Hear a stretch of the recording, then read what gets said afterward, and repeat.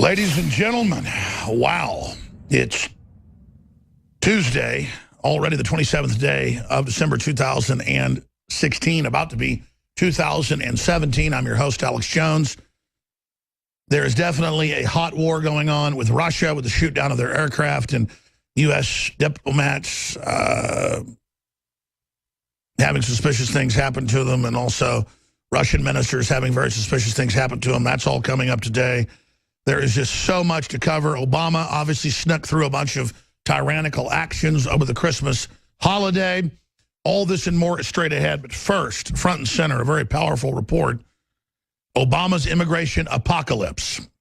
Anis Amri, the jihadist that drove a truck into scores of people in Berlin, leaving 12 dead and injuring dozens, finally faced justice in Milan, Italy as a rookie police officer took Amri down in a hail of bullets after Amri pulled a gun while being asked for identification. Amri had been one of the many refugees leaving Tunisia during the Arab Spring in 2011 for European shores. Tunisia, now seen as a jihadist hotbed, sending more fighters to Syria than any other country. Amri had been allowed to remain in Europe regardless of the fact that he had spent 4 years in prison after being held responsible for burning down a migrant reception center on the Italian island of Lampedusa. Back in Germany, Angela Merkel continued to ignore the blood on her hands as calls for her to step down echoed throughout Berlin's Washington Square, numbering as high as 10,000 protesters. Because right now, we still don't know exactly what happened. We have to presume this is a terrorist attack. 3 suspected jihadists said to be linked to Anis Amri have been arrested in Tunisia, the home country of the supposed Berlin truck attacker. Described as members of a terrorist cell by Tunisia's Interior Ministry, the trio includes a nephew of Amri who was shot dead by Italian police in Milan on Friday. It will be very hard to deal with this, to understand this, if we find out that this was committed by someone who took refuge in Germany. And now the world enters the Christmas season on high alert as ISIS releases a list of U.S. churches to attack. Record highs surge across the U.S. border, numbering on the average of 1,574 per day and 820,000 illegal immigrants with felonies and serious misdemeanors walk the streets of the United States, urged on by the reckless support of President Obama and the Mexican ambassador. We are facing a crisis of epic proportions. More than 65 million people have been driven from their homes, which is more than any time since the Second World War. Among them are more than 21 million refugees who have fled their countries. Everything and everyone they've ever known, playing with a suitcase or the clothes on their back. There's a crisis of our shared security. Not because refugees are a threat. Refugees, most of whom are women and children, are often fleeing war and terrorism. They are victims. They're families who want to be safe and to work, be good citizens, and contribute to their country. If we were to turn refugees away simply because of their background or religion, or, for example, because they are Muslim, then we would be reinforcing terrorist propaganda that nations like my own are somehow opposed to Islam, which is an ugly lie that must be rejected in all of our countries by upholding the values of pluralism and diversity. So I'm wondering how this might affect relations with Muslims. It's an attack on humanity. That's what it is. It's an attack on humanity. And it's got to be stopped. If you take a trip along the San Diego-Mexico border, on the surface, you won't notice anything different. But there is. It's the changing face of immigration. Well, right now we're seeing a large influx of Syrian refugees seeking asylum. Crime will surge, disease will spread, and more terror attacks are inevitable. Fortunately, Obama's days as president are coming to a close. The lifting of Obama's fog of apocalyptic immigration will be finally recognized for what it is. And anyone with any sense in their head will come to the conclusion that this is why we have immigration laws that need to be enforced. John Bound for INFOWARS.com. We're live, ladies and gentlemen. Stay with us. I'm Alex Jones.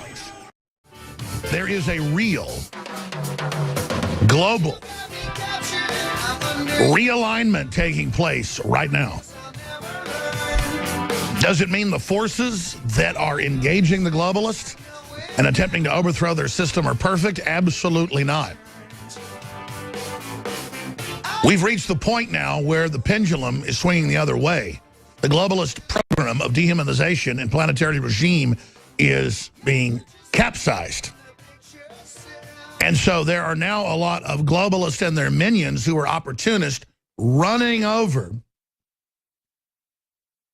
attempting to insert their little piggy snouts in and try to take over the movement. But we knew that was always going to happen. The point is globalism and private planetary government of the private central banks that control the private Federal Reserve, the private IMF, the private World Bank, they're all in deep crisis and being identified now.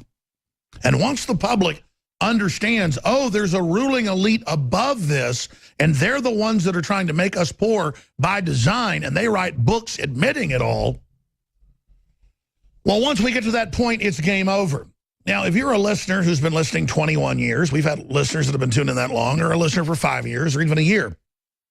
You're like, Alex, you probably open 10% of your broadcast the way you just did. We know that. We understand that. We know about the Davos group. We know about Bilderberg. We know about the globalist system. We know about the TPP. We know they admit it's a world government.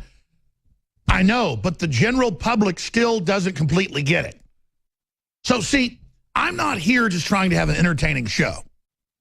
This isn't broadcast. This is information warfare using the truth. In fact, I forgot my stack of news from yesterday when I was up here working last night. It's on Zimmerman's desk. And there's a copy of the bill, subsections that Obama signed Friday night. Can somebody run that into me? Please, thank you. I forgot to bring that off his desk where I was working with him last night. The bill, if it's implemented, completely federalizes all communications in the United States and weaponizes 16 U.S. intelligence agencies against the American people. A lot of folks on INFOWARs went, well, Alex, isn't the CIA already running the mainstream media? Yes, but this just officially puts it on paper and then gives billions of dollars of funding. One part of it's $160 million is for the State Department. The headline's Red Alert, Obama signs bill putting CIA in control of media. Now, that's one live video I did that was 45 minutes long. I did another one that was HD because after I shot that one live, I went, that's not actually as bad as it is. People always say I'm sensational. No. Reality's so sensational, 9 times out of 10, I underestimate. And I went, what is this? What are we facing, Zimmerman? And he said, this is total federalization of all media. And I go, that's it. Bingo. Now, we'll battle this. We'll fight this. And then in 5 years, when it doesn't completely happen, if we're blessed and we fight hard, people will say, oh, he said they'd federalize it. Now, they have taken over a lot of stuff, and they do go after people, and they do have a tax on people that they claim are disinformation, and they do have filters that block it, and the government does sue people now, but that's what they're announcing. And the Board of Governors of the FCC has taken over all communications.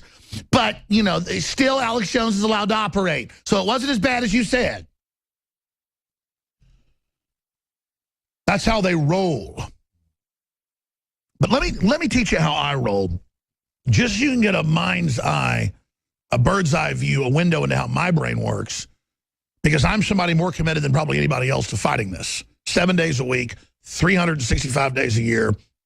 I dream this stuff. I eat this stuff. I don't feel alive unless I'm resisting it because I understand how diabolical they are. People go watch movies where they're on a spaceship and there's a monster creeping around killing people. That's made up. I'm not scared when I go see a horror movie and then I'm walking around, you know, with the lights off in my huge sprawling complex, even though it looks like a spaceship with all the computer terminal lights. Little kids, though, come in here. My kids do, and it's dark, and they're like scared because they've seen a few movies or whatever. Those are fantasies. Those aren't real fears. The globalist tyrants, they're a clear and present danger, a menace that's killed hundreds of millions of people last century and this century alone combined, and who openly have declared war on humanity. So I'm constantly in war mode against them. And because I realize it's a war and I direct operations against them like it's a war, it's having an effect because it is a war, and they call it a war against us. So I was sitting here this morning, and I'm always frustrated when I'm reading literally hundreds of news articles that I'm scanning over that I'm missing something. And I keep thinking, what are you missing? It's in legislation. It's been announced. What are you looking at that's triggered a memory here that's got you so upset because you're on the verge of a huge understanding? So I went back through like 60, 70 articles. Where was it? Where was it? Something triggered a memory. Something triggered something key, and then it hit me. So I'm going to reenact that right now before I get into all the huge news. Here's a headline. New York Times fumes after conservative media appropriated fake news, turned it against MSM. We've always been calling you the fake news. You've stolen our term. We're using it back on you. But now you've really popularized it because you have this system set up where you supposedly create the new definitions, and we're supposed to accept it like from Moses on top Mount Sinai with the tablets that God carved with his fiery finger. So I'm looking at that headline, and then I go through another stack. The Washington Post blacklist story is shameful and disgusting. I'd ask for that to be reprinted. That's Rolling Stone. I saw an article about, do people still read books? The answer is Democrats don't on average. And then I saw this headline from INFOWARS.com by Fiona Miller. And the headline was, sunlight supports immune system. And I thought, who said that? Who said that should be outlawed and you should be fined $10,000 if you publish it? Even though it's in thousands of studies. And old-timer doctors always said, get out, get some fresh air, go on a hike, get some sunshine.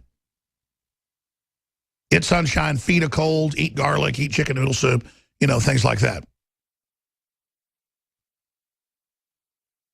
And I went, Cass Sunstein, that's it. Cass Sunstein called for taxing alternative news, and Cass Sunstein talked for a global system to mimic China when he wrote articles as a professor at Harvard, but also at Chicago Business School. And then I went and started pulling up the actual papers this morning, and there it all was, the fake news plan of what these agencies are going to do. Because I knew a lot of what they were going to do by what they'd announced, but I went, there's a battle plan. There's a battle plan. Where was the battle plan? I knew it was the Communist Chinese with a model.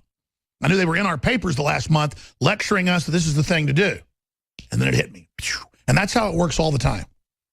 That's why I seem so frustrated, is my brain speeds up and is constantly accessing all this data and all this backup info, and then I'm kind of like, because I can't even get it all out to you.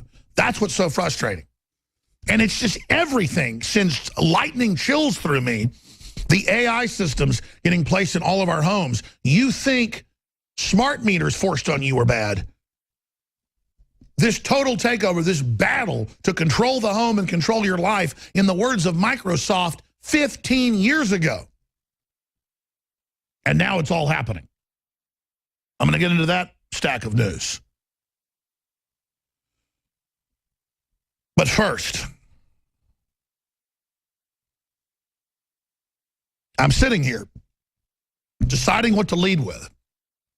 The fact that John Kerry is about to announce, according to our sources and other leaks, a full recognition of Palestine ahead of Trump getting into office to hand him a civil war in the Middle East. They weren't going to do this previously. This is being done as sabotage, part of the internal civil war going on inside our government. And I went, no, I'll get to that later. And I looked over here at all the smart meters that are really AI surveillance grids in their own words. And I said, no, that's not our top story.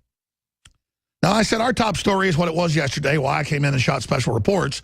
Obama enacts Ministry of Truth as public focuses on holidays. You got to read the bill to believe it. It says it's to counter information warfare, foreign and domestic. I studied what the globalists were doing to us 20 years ago and called it information warfare resistance. Well, they now recognize we're kicking their butt up and down the street because we're the real Americans. We have the moral high ground. We have the history. We have the facts. But I was sitting here looking at this, and I was looking at this article going, what is this article about sunlight supports immune system? What does this have to do with fake news? And then it hit me. Cass Sunstein.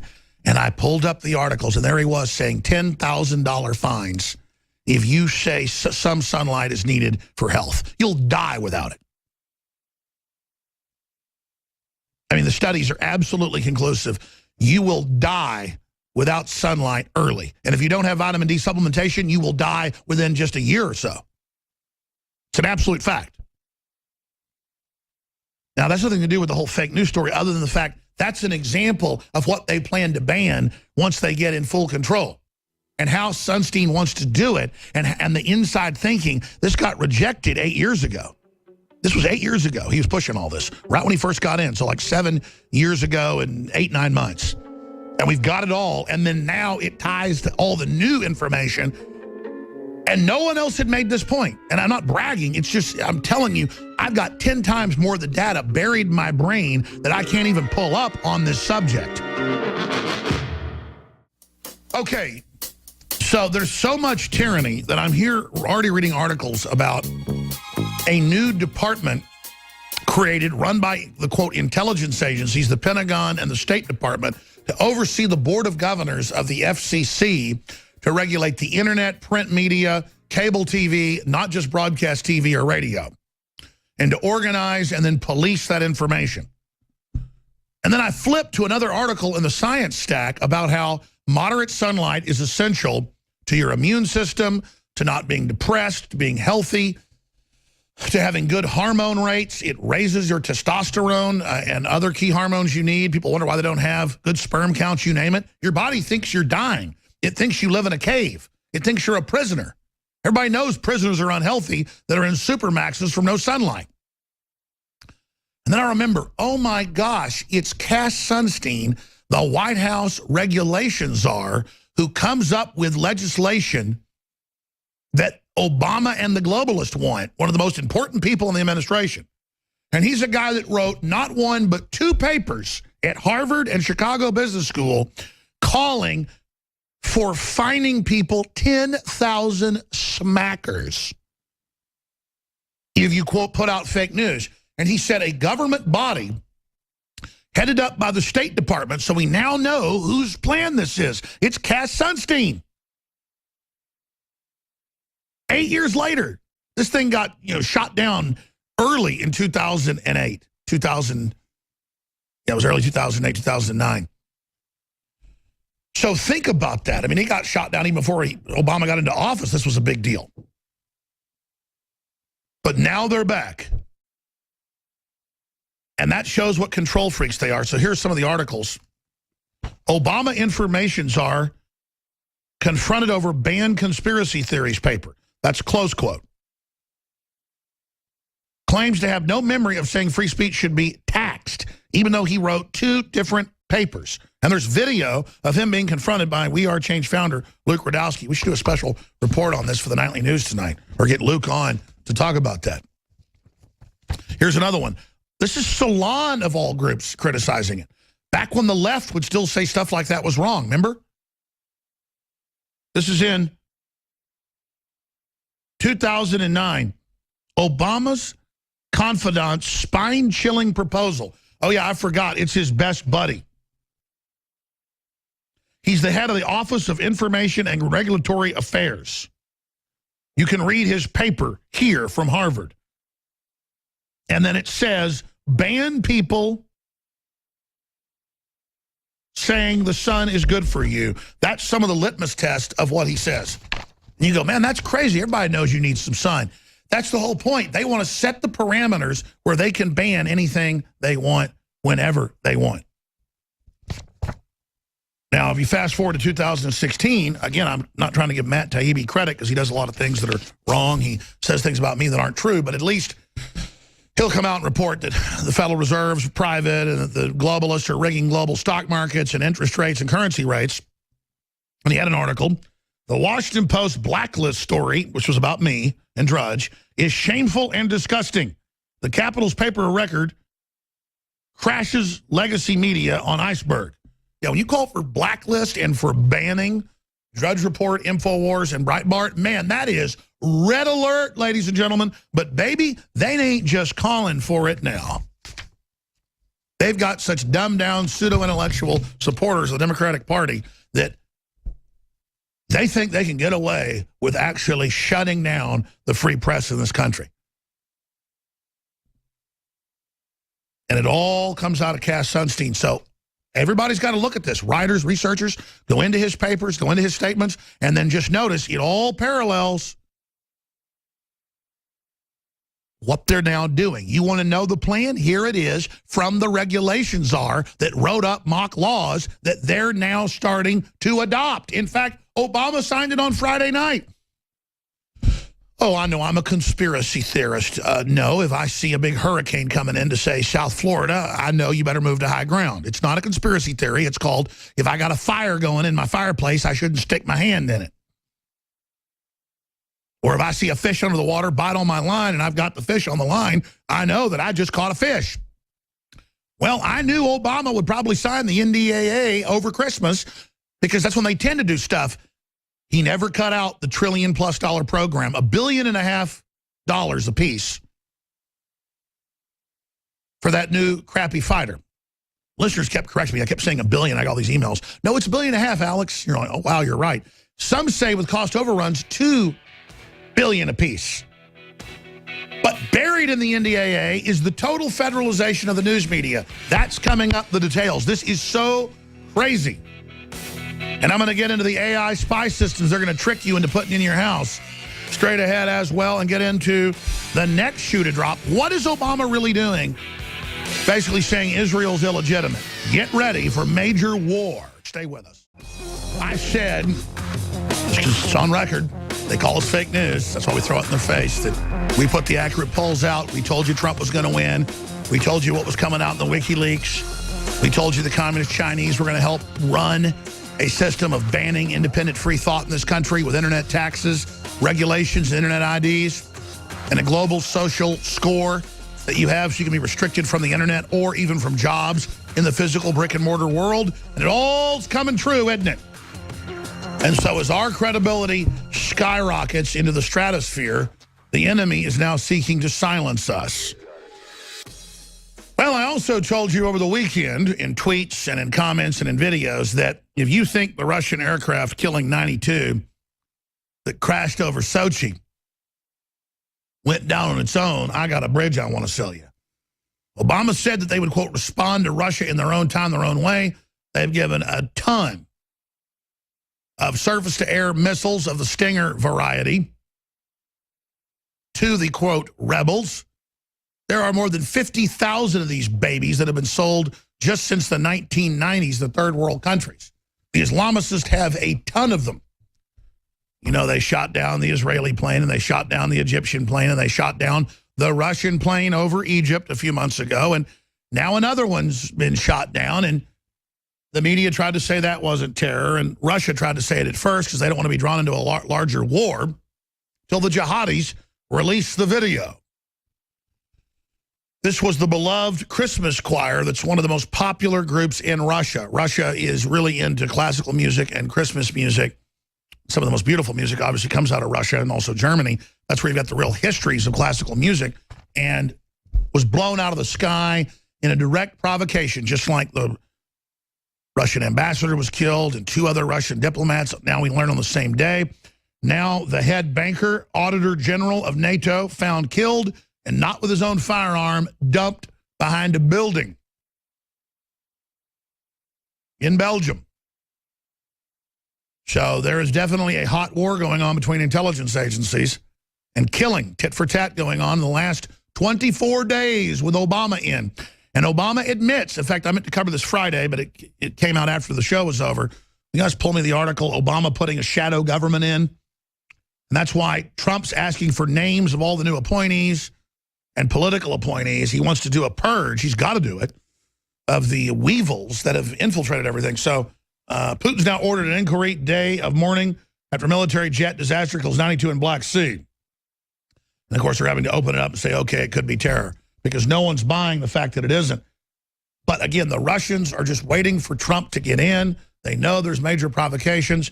Putin's come out and said this. Their foreign minister said this. Their intelligence chief has said this. The one that replaced their last head of all intelligence, the equivalent of our Clapper, saying it's clearly a false flag to make us break up our coalition with Turkey, Iran, and Syria and make us get in a wider war with Turkey now that Turkey has sided with Russia in the last few months. And then Putin came out this weekend and also said that he'd previously been told by intelligence operatives on 3 different sides that it was a globalist operative in one of the aircraft in Turkey that shot down the Russian fighter bomber. He said he now believes that is the case.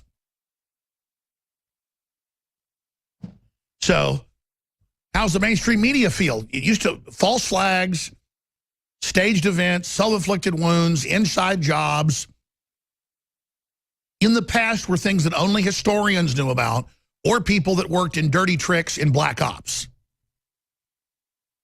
You had to be an Army captain assigned to Special Forces group until recently to even be taught about false flags. And that's in the Army. I began to popularize all these terms in the mid-90s. They cannot stand the fact I do it. Like INFOWARs. Who knew what INFOWARs was in 1996? Almost no one. Now, Congress talks about it every day. And I'm here to put out the definition so people can know what they're being hit with. That's why they can't stand it. You have English teachers, you have Latin teachers, you have Spanish teachers, you have Mandarin Chinese teachers, you have German teachers, you have Portuguese teachers. You have folks that can teach you different Native American dialects. I'm here teaching people how the globalists operate, how they work, and what they do. Because in fictional movies, evil tyrants don't want you to have their battle plans. Like Star Wars, Rogue One. The whole thing's about trying to get the Death Star plans. And in reality, the New World Order doesn't want you to know their weapon systems' flaws or vulnerabilities. But in the real world case of what's unfolding, they act like you're an animal, and they write thousands of books and thousands of white papers and have thousands of meetings and tens of thousands of quotes admitting their entire stinking, anti-human, selfish, devilish, degenerate plan. And I'm here saying, here's their plan, here's how they operate, here's what they do. Now, the childlike public 20 years ago, on average, didn't want to listen to me because it sounded like, foreign language. But the military and the police were listening. And I never knew it would work like that. I thought the general public would care and get involved, and some did. You're the exceptional folks out there. Doesn't matter what color you are. You resonated, you cared, you got informed, you shared info, we all grew together. But you were a minority. But not in the military, not in the police, not in intelligence agencies. They would tune in and say, well, a lot of this is stuff I don't even get till higher levels of decompartmentalization. So people started tuning in to find out what was really going on, and then we started getting better information from people higher up, giving us a fuller and fuller battle space as we reverse engineered the New World Order program. And that's what INFOWARS is. And that's why it's got the Russians listening. Folks, I knew Vladimir Putin listened on a routine basis and got bull-down reports on my show 10 years ago. That's not bragging. I would not talk about that 10 years ago because it sounded ridiculous. I knew that foreign leaders in England were getting briefings 10 years ago. 10 years ago, they've got metrics and algorithms and computers, not just the United States, that can see trends. And they knew, just like 6 years ago, the billionaire lady that I ran into at a law firm. And I looked up who she was later, and she was one of the richest women. I'm not going to get into it. She said, you're going to be the hottest thing in the world. And I said, why? She goes, because what you're saying is dead on. And it's all going to start coming true, and your credibility is going to skyrocket. Bye, I'm leaving to New Zealand and the Cook Islands. So is the revelation of what's going on from the enemy's own arrogant statements enough to get people to be concerned? This is not me saying they want to tax the internet and shut down free speech. Cass Sunstein, 10 years ago, wrote 2 white papers. He proposed it 8 years ago when Obama first got into office, and it was shot down by Rolling Stone and Salon. Back when liberals were still liberals to a certain extent, and we're not promoting pedophilia. That's what Salon does now. 8 years ago, they said it's spine-chilling, it's horrible, we've got to stop it. What is going on with Obama? Now they talk about how hot 5-year-old girls are. Can't make this up. They're fully captured. That's why we're in such danger, people. Where is the old-fashioned liberal that was concerned about a police state or concerned about wars? They love wars now. And they've merged with the globalists and the neocons and the rhinos, and it's created just a delusional group of Fruit Loops hell-bent on war, and they're trying to start one with Russia, and I'm going to get to that coming up after I hit AI technology and other news. But first, ladies and gentlemen, I cut an ad this morning, and I'm so busy I can't recut it. That's going to be running throughout the week, where I list items that have sold out and where I point out that free shipping is going to be extended until New Year's Day, and then I've got to stop, and how we're going to keep the 50 to 30% off store-wide on everything. Since I cut that ad a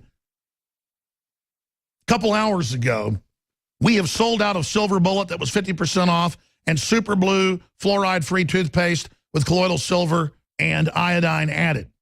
Oh, that's an amazing product developed by a former dentist and oral surgeon and chemist, my dad. Made by the biggest manufacturer of toothpaste in the country. That is the organic type. Everybody knows their name. But we're not supposed to, as private labeling, say it, because we aren't supposed to for whatever reason. The point is that DNA Force is sold out. Secret 12 methylcobalamin is selling out. Biome Defense sold out. But that's the 50 billion living probiotics. We have the half strength that's half price. The 25 billion is just as good. It's just a smaller pill. We still have that. It's so that probiotic, the very best out there, it's not sold out. Survival Shield X2 selling out. Lung Cleanse selling out. Living Defense selling out. Child Calm sold out. But we've got Knockout hasn't sold out. Vitamin Mineral Fusion hasn't sold out. Liver Cleanse hasn't sold out. Anthroplex hasn't sold out. Super Male Vitality hasn't sold out. Prostagard hasn't sold out. Just take Prostagard. It is less than the leading saw palmetto thing you hear advertised all over radio and TV. It's the same dose as that for roughly half the price with, what is it, 9 or 10, I forget, other ingredients known to give you a healthier prostate and other glands as well. It's a Rolls Royce for almost half the price. It's a little more than half the price of the leading competitor. And the leading competitor is the same dose of saw palmetto and then a bunch of filler. No filler in ours, $24.95. Normally 30-something bucks, but it's discounted right now. You cannot beat Prostagard. Every man above 40 should be taking it.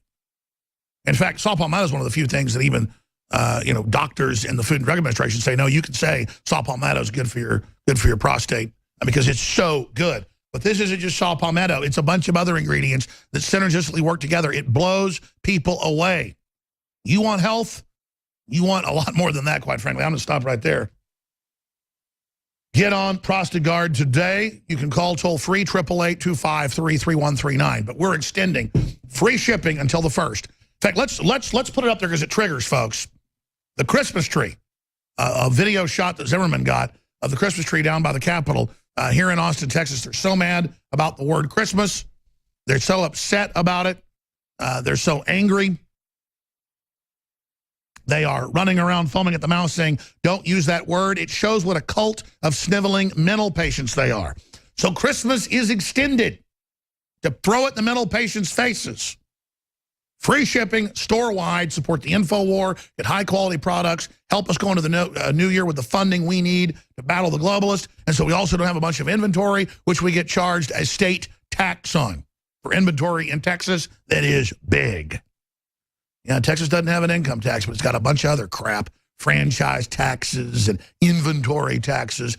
Texas isn't perfect, folks. I want to make it better. I want Vermont open carry. Just, you're not a criminal, you got an open carry right. Anyways, I'm digressing. InfoWarsLife.com is the nutraceuticals. The supplements, InfoWarsStore.com is the umbrella site. Hillary for Prison 2017 with Soros on the back saying deport him. And Soros is a little goblin. We also have the Trump was my president, a few sizes left in that, in red. We also have a lot of other great products. InfoWarsStore.com, free shipping store-wide.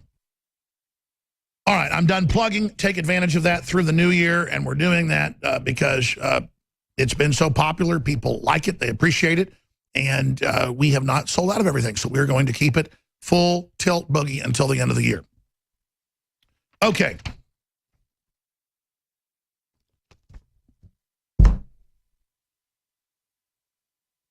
Let me do this so I can just take a break and then get focused when we come back, because I'm very focused right now, but what happens is I get too focused. I have swimming in my brain right now hundreds of articles that I've looked at in the last day that I want to go into. It's all just over the top. I mean, right now I'm so stunned that they actually kept the strongest provisions in the anti-free speech bill and have created a ministry of truth where the, quote, board of governors of the FCC, Federal Communications Commission, is going to take over all communications in the U.S., including internet kill switches, you name it, and start controlling the filters, deciding what sites you can go to, what articles you can go to. And they're installing Snopes, a lady, her husband, and their cat, and a mail-order diploma company that has 6 employees in Florida, as well as PolitiFact with all its leftist leanings, over who will decide in this new federally funded board fines, lawsuits, fees, filters, regulations, blocks, everything Cass Sunstein called for. It's just so mind-blowing. But I'm going to get into that word for word in the next hour. We've got professors all over the United States saying it's time to murder all the white people. It's time to kill all the white people. We'll be better off when all the whites are dead. And then I see a new article on it every day with a new guy, and they're almost all white. And then I realize I don't want to even do, it doesn't do justice if I read one person saying this. What about all the professors that teach classes like The Problem with Whiteness and who openly say whites are a disease, they're inherently evil?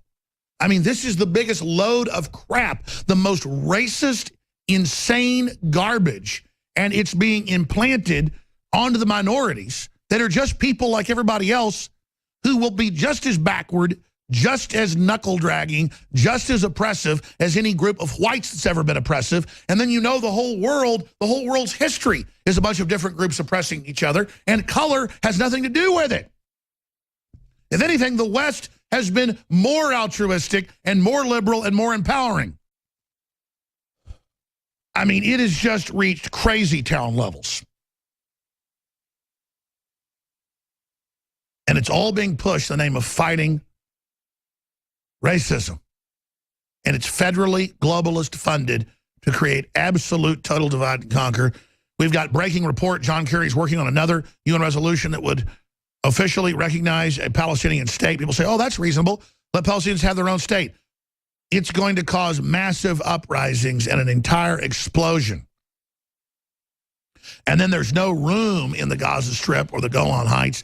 None of the surrounding countries like Saudi Arabia or Jordan or Syria actually want that. And they've been funding an invasion of Syria for 6 years, sending in Sunni settlers into Syria.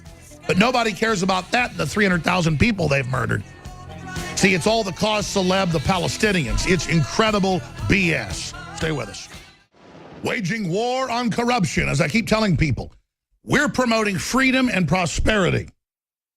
Americana, the sexiest thing this planet ever produced. Not perfect, but a hell of a lot better than what other countries had. Because we expropriated all the good and tried to throw the bad to the side. Doesn't mean we were perfect. But they're now selling global poverty and global pain and global austerity. It's not hard to beat that if we've got a platform to challenge it. And the globalists thought the internet would be their system of control. It blew up in their face.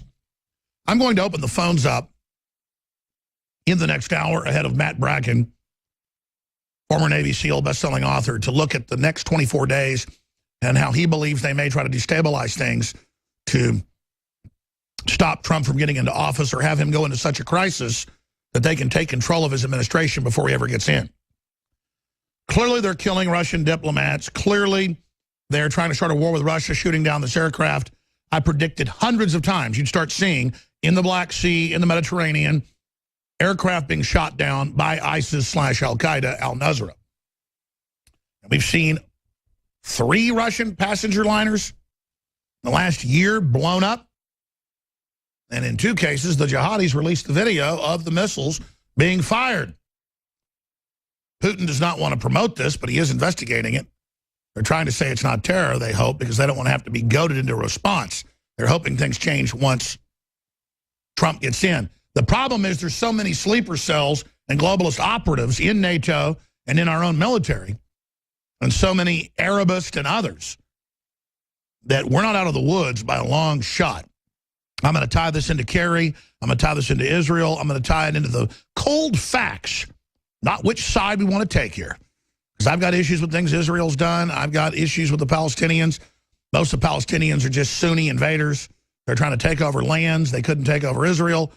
So they're now trying to take over Syria. They're murdering Shiites and Christians and others en masse, and there's nobody crying for them. Our same media saying Israel's illegitimate, our same media saying have UN resolutions against it, and Hollywood is the same media that cheerleaded hundreds of thousands of Syrian people being killed when Wahhabists invaded from all over the world, from Chechnya to Pakistan to Qatar to Saudi Arabia. And now it's up on INFOWARS.com. John Kerry is working on another UN resolution that would officially recognize a Palestinian state. And Michael Schneider of the Economic Collapse blog links to all the actual statements where they admit the resolution is being prepared. And the Times of Israel says that Netanyahu is also anticipating it. I know it's trendy to hate Israel. I know it's really cool with the right wing and left wing. I am not an enemy of Israel, even though I've been attacked by the Israeli lobby that does go around bullying. That said, though, I'm not siding with the Islamicists that are running around having their kids suicide bomb. I'd go to hell before I do that.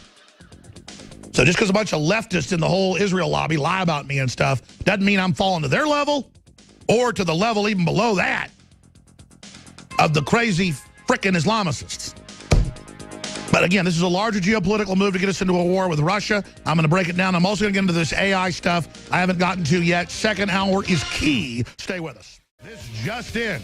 Carrie Fisher, who was flying in over the Christmas holiday from London into New York, had a heart attack on board, was in critical condition over the weekend, and it's just been announced she has died. So Princess Leia has made the jump into hyperspace.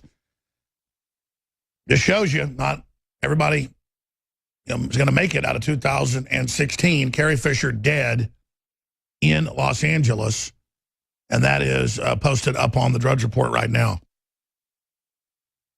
We'll also get that up on INFOWARS.com. Now, I've got a ton of news. That's right, Carrie Fisher dead at 60. Now, this just broke like 2 minutes ago. If you scroll down, I'll actually read the article. Thank you. Carrie Fisher died Tuesday morning, days after suffering a massive heart attack on board a flight from London to LAX. A family spokesperson had confirmed. TMZ broke the story. Fisher was on a flight from London to LAX Friday when she suffered the heart attack 15 minutes before landing. People on the plane tell TMZ she appeared lifeless. A passenger who at EMT performed CPR on Carrie, and once in the flight landed, paramedics rushed her to UCLA Medical Center, where she remained in intensive care until her death. Looks like she pretty much died on the plane. They just resuscitated her. The family had said she was in stable condition, but were told she was not responsive after her medical emergency. Carrie had been on a publicity tour for her new book, The Princess Dearest. The book recently made headlines before she wrote about having an affair with co-star Harrison Ford while shooting the original Star Wars movies. I'm not going to kick off a conspiracy theory here, but you hear about star killers and different stars that say as soon as you're not big, as soon as your name isn't big, as soon as you're not making them money, whether you're a rock and roll star, a country star, or a movie star, look out, because when a big movie comes out about you or a big book, if you die, though, it'll make it incredibly valuable when that second hurrah comes around. And sometimes, basically, the mafia that's out in Hollywood will kill you. And I've talked to some high-powered people in Hollywood, not just some of the people that have been public, you know, who ran off to Canada and others, who said, indeed, this is something you've really got to worry about. So you want to stay big. You want to stay, basically in the spotlight and have value, because then only killing you gives you value because of a new burst of money that your managers or others are going to have. Now, she looked a little old for her age, and I know her and Mark Hamill reportedly like to party a little bit. So that's probably not what happened. But when you got Joan Rivers saying Michelle Obama's a tranny, everybody knows, and a couple of weeks later she gets killed getting some plastic surgery, you know there's an issue. So that's all I'm saying is it should always be investigated when rich, powerful people in entertainment die, because it's well known that managers and people get folks drugged up to control them. I mean, you talk about a cult, you talk about a mafia, Hollywood is it. And let me tell you, there is incredible mafia in L.A. And people think, oh, you mean Italian mafia? Well, there's that. But there's also just other mafias. We always think of Italians being the only mafia that are out there. Do we ever get the Darth Vader clip? I recognized your foul stench when I was brought on board. Charming to the last. We need to get some actual clips here. Don't act so surprised, Your Highness. You weren't on any mercy missions this time. Several transmissions were beamed to this ship. I want to know what happened to the plans they sent you. I have to get in Darth Vader mode, and then I can actually do Darth Vader. And see, when James Earl Jones goes, I actually haven't tried for this, but I have done some commercials that are ripoffs of it and been paid handsomely, but I have to get in the mode. I have to actually practice with this is CNN. See, now I'm starting to get into it. Closed caption provided by Bell Atlantic, the heart of closed caption communication. We can end this destructive conflict and bring order to the New World Order. We'll be back. Carrie Fisher, bon voyage. Stay with us. 24 days out, ladies and gentlemen. Got a big hour here in the second hour before our guest joins us. I'm going to open the phones up. The toll-free number to join us is 800-259-9231. 800-259-9231. Again, I'm your host, Alex Jones. Thank you so much for joining us here today. Darth Vader, only you could be so bold. The Imperial Senate will not sit still for this. When they hear you've attacked a diplomat... Don't act so surprised, Your Highness. You weren't on any mercy mission this time. Several transmissions were beamed to the ship by rebel spies. I want to know what happened to the plans they sent you. I don't know what you're talking about. I'm a member of the Imperial Senate on a diplomatic mission to Alderaan. You are part of the Rebel Alliance and a traitor. Take it away. Carrie Fisher makes a new appearance, literally. With the computer graphics, they're able to show her as she was in Episode 4, A New Hope, that came out in the late 1970s. I guess 1977. And then the film ends where A New Hope begins. She was on a PR tour and died this morning in Los Angeles after coming back from London. I was just talking to Anthony Gucciardi. He said, yeah, I saw Rogue One. It's a lot better than the newer ones, but man, the villains are so much cooler. They should just make movies with them, especially the end scene with Darth Vader. That's the best ever. Why wasn't there more of that? And that's the big complaint about the movie, not enough Darth Vader. At least there's no Jar Jar Binks. And people ask, Alex is very serious with the New World Order, very serious with war in the Middle East. Why are you talking about Star Wars? You got to have some gallows humor. You got to have some distractions. It's like talking about Kaepernick. You know, it's popular culture. It's how we reach out to new audiences.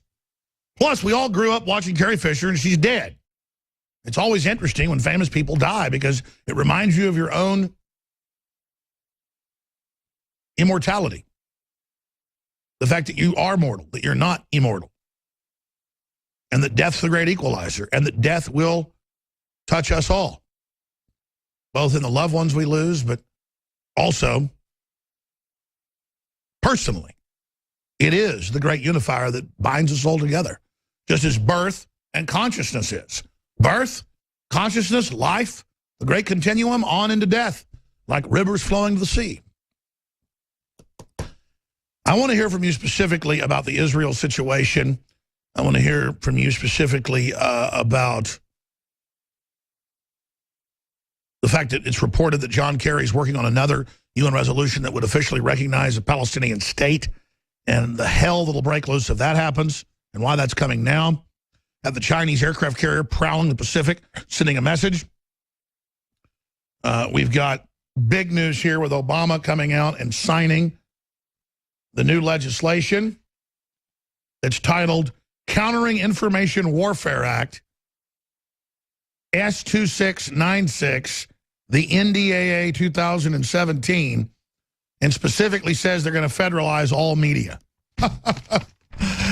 Of course, he signed that on Friday night.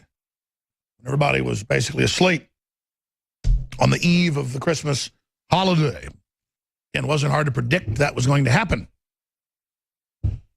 So we're going to be breaking all of that down and tying it into the latest calls for massive censorship that are taking place and how we counter that. But before I go any further, let me just give the number out, 800-259-9231. And by the way, there are people that bash me saying I hate Israel. They don't know what they're talking about. They're liars, or they believe mainstream media. There are people that also make an entire religion and sport and way of life out of hating me and making up stuff about the fact that I supposedly work for Israel. This is a fad created by MSM obsessing over Israel all day. I'm sick of hearing about Israel. Israel's a tiny part of the Middle East. It's not going anywhere. Israel has hundreds of nuclear weapons, high-tech delivery systems. And every right-winger that thinks they're, trendy, and every liberal that thinks they're trendy, obsesses over bashing Israel and worshiping Palestinians. Well, there are some people that had lands that were basically robbed of them during the colonization by the British, and then when Israel was set up in the 40s. And you can certainly have some beefs there. But most of the, quote, Palestinians are people that have immigrated or gotten into Israel and who claim that they're Palestinian in background, and they want to overthrow Israel, and they want all of the country, and they want to drive all the Jews into the ocean. That's not going to happen. So you have to understand something. This is a political football that's used to threaten war in the Middle East over and over again. Saudi Arabia doesn't take one Palestinian. Jordan doesn't take one Palestinian. Egypt doesn't take one Palestinian. And they oppress their own people all day long and then obsess and claim that every problem in the world is caused by Israel. The left, on the other hand, claims that everyone who's pro-gun or anti-Obamacare is anti-Semitic and hates Israel. So there's also the sickening left on that front, the very same left that is attacking INFOWARs on a routine basis and pushing for gun control. So my biggest issue with Israel is a large part of the Israel lobby is anti-free speech and anti-gun in this country. And I've got a big problem with U.S. taxpayers paying for Israelis to have M16s, but then you're trying to block citizens here from having guns. So let's get something straight. I don't like the communist Chinese. I don't like the Israelis. I don't like the Brits. I don't like the Mexicans. I don't like the Canadians. Anybody involved in our domestic politics and trying to control what we're doing. And Israel is. But I don't put those provisos out with criticism of Israel to try to curry favor with the snot-nosed, pseudo-intellectual anti-Semites out there. I state it because that's what I do. I break down wide-spectrum analysis of what's really happening and try to look at each geopolitical player in their real historical role, not in some weird fantasy land.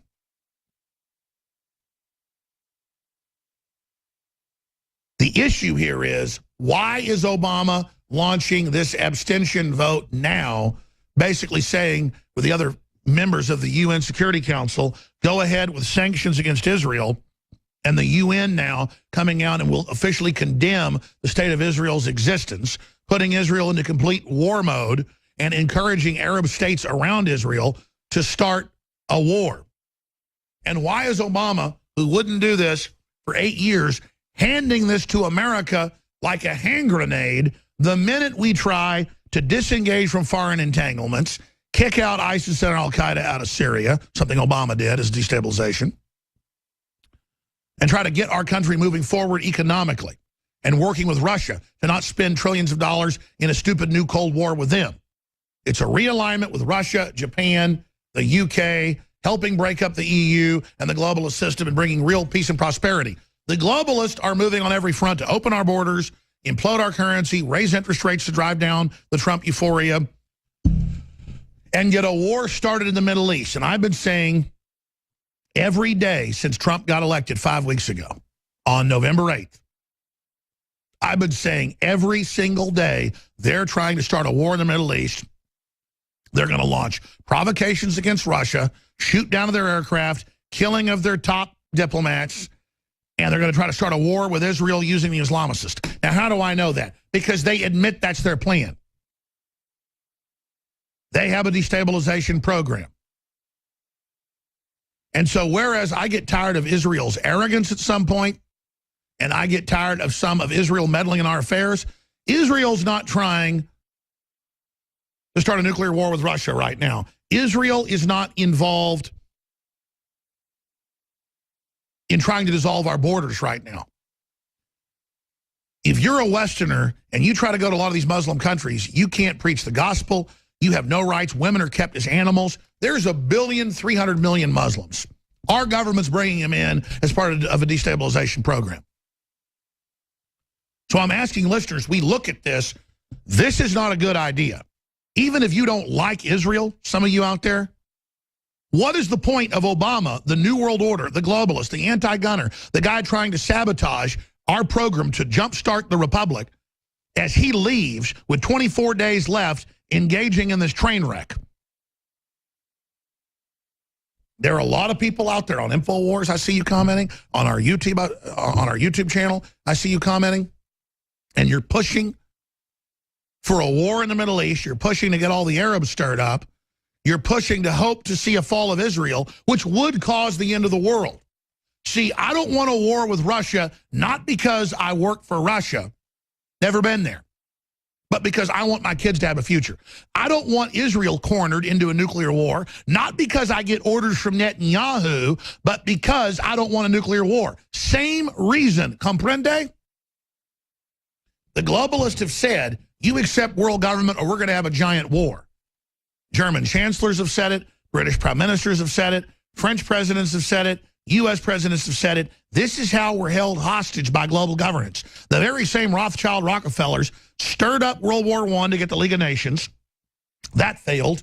They had World War II to get the UN. The Rockefellers donated the land, set it all up, and they always say, you give us world government or we're going to give you war. The only peace is submitting to their world government, becoming poor, having one-child policies, letting them force inoculate you, and living under a medical tyranny, a soft kill. Their whole planetary program is in trouble. So where's the Third World War supposed to start? The Middle East. What are they trying to start? Where's the next war supposed to start? With North Korea. What's happening there? What's happening with China? You got both hot spots being turned on right now.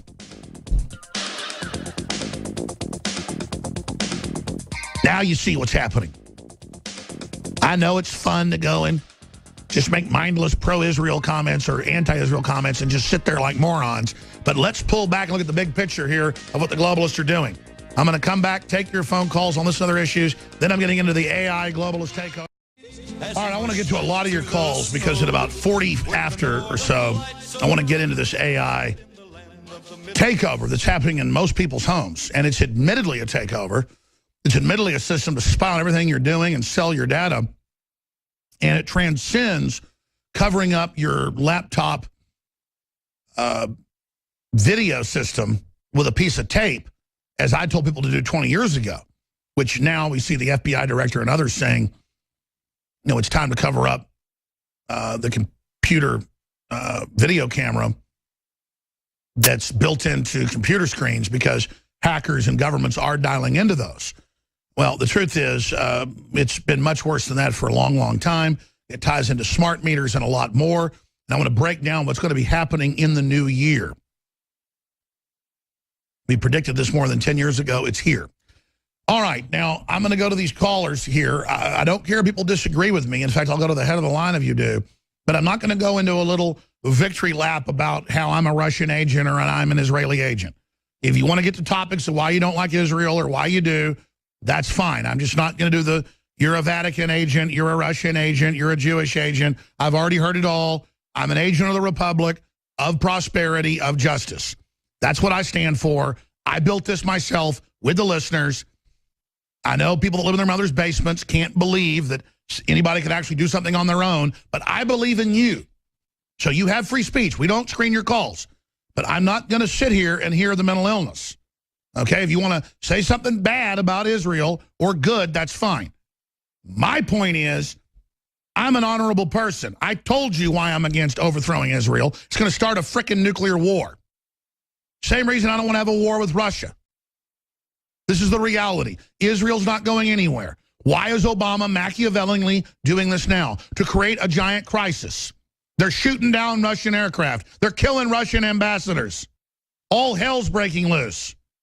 The head banker for NATO just got murdered. Today, executed in Belgium. This is the real world. Jeremy in Kansas, you're on the air. Go ahead. Yes, Alex, thank you. If we want to turn Trump into an asset of the Republic rather than a tool of vulture billionaires, the military-industrial complex, and the Zionist power configuration, then you're going to have to start telling the truth about Zionist power in the United States of America. Okay, you're on the air. Did you hear what I said? You can say whatever you want, but this BS about me, you're on the air. You're being listened to right now, big man. Yeah, so the main group that's very dangerous around Trump is the Netanyahu faction. This goes down into Trump's deputy campaign manager, Michael Glassner, who is actually the deputy under Eisenberg, who transferred the real estate to Trump's good friend Larry Silverstein weeks before it was blown into smithereens on live television with thousands of living human beings on it. This man, Michael Glassner, also worked for the parent company of Genie Energy, which has massive energy interests in the Golan Heights, which is part of what this destabilization of Syria is about.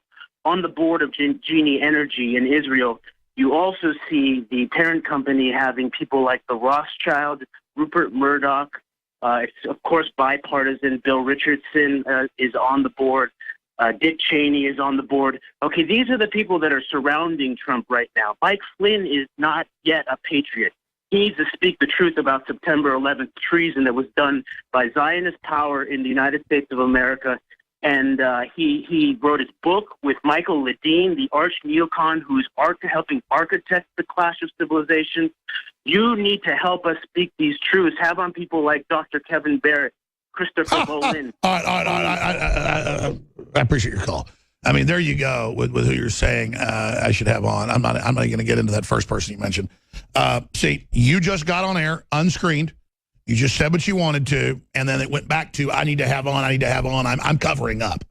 And it's the same mental illness. Just you do it each time, and then it's you need to, even though they're on the air. Them being on the air is the proof you're covering it up. You understand that? Like if I expose Vatican corruption, I'm covering it up. You understand? Because I'm never as holy as those special snowflakes out there. Now, when we come back, I'll respond to what you said and take more phone calls straight ahead from Johnny, Chris, Dustin, Chris, and others. I'm Alex Jones, Infowars.com. I shouldn't have been so hard on that last caller. It's that I really want to be able to hear what they think. And we open the phones up and don't screen their calls. And then I just constantly hear Alex Jones is covering up. Alex Jones won't talk about Israel. And it's just not true. I have my real views. This is what I stand for. And it's not because I've been given a red cent by Israel. And then they just, all this made up stuff online, like his sponsors are all Jewish. I think I might have like one sponsor I know that's Jewish out of like hundreds I've had over the years. It's just crazy.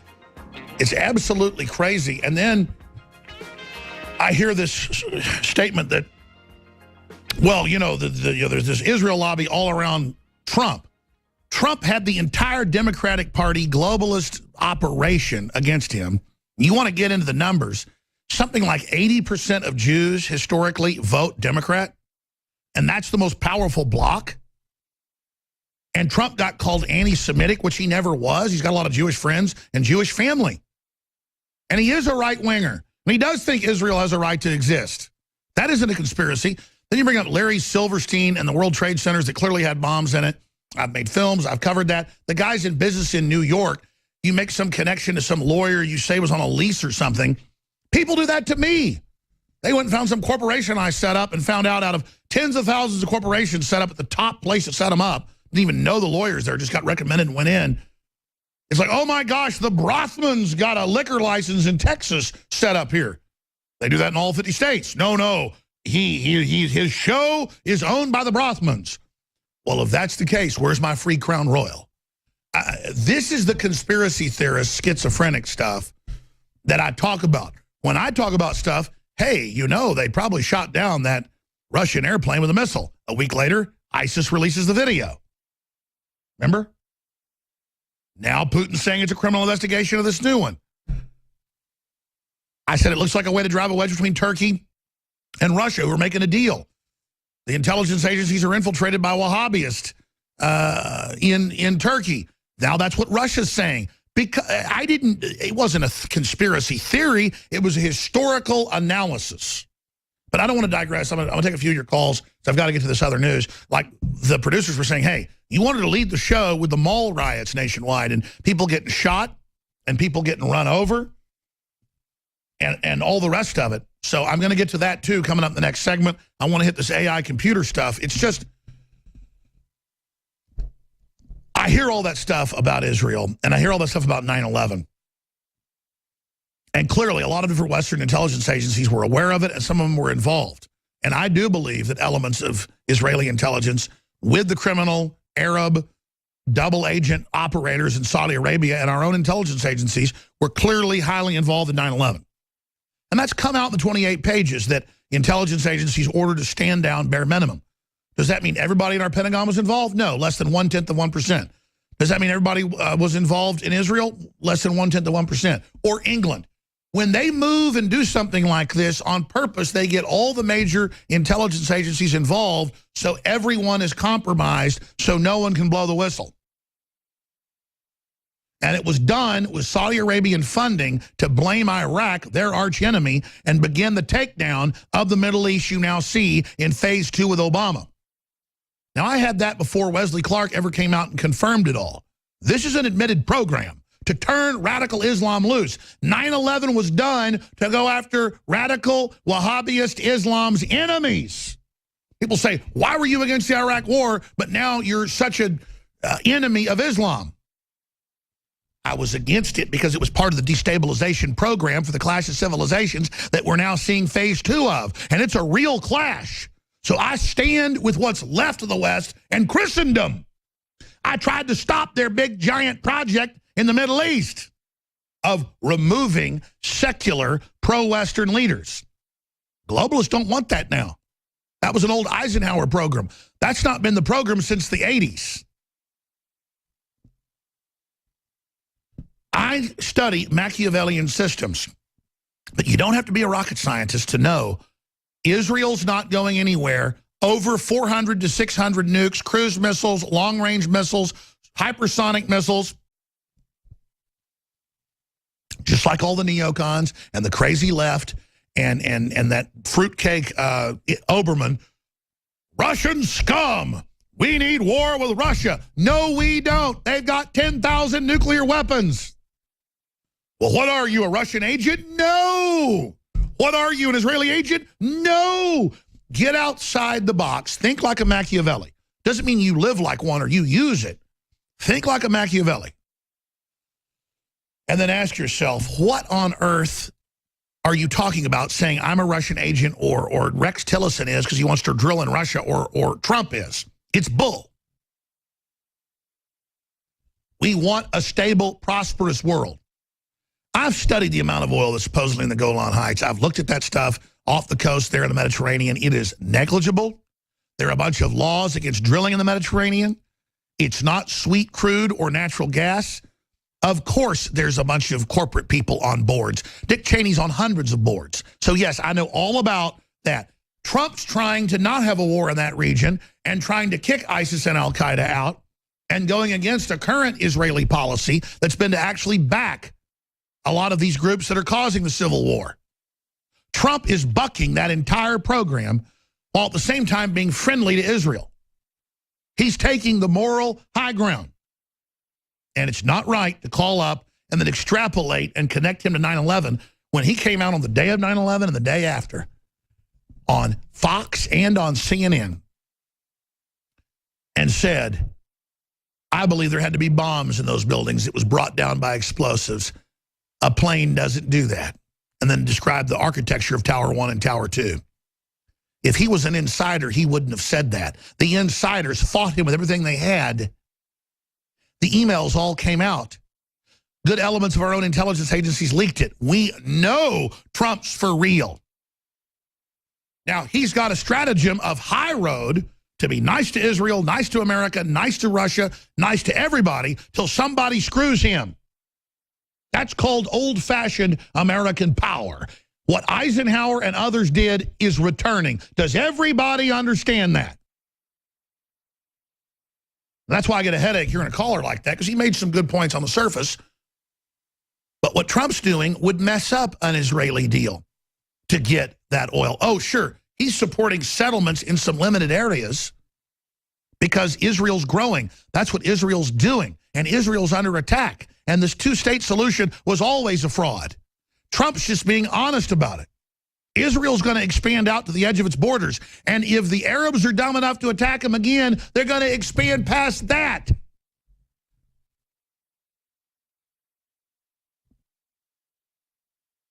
The whole world obsesses with Israel. Isn't it biblical? Instead of in our own backyards with what's happening here.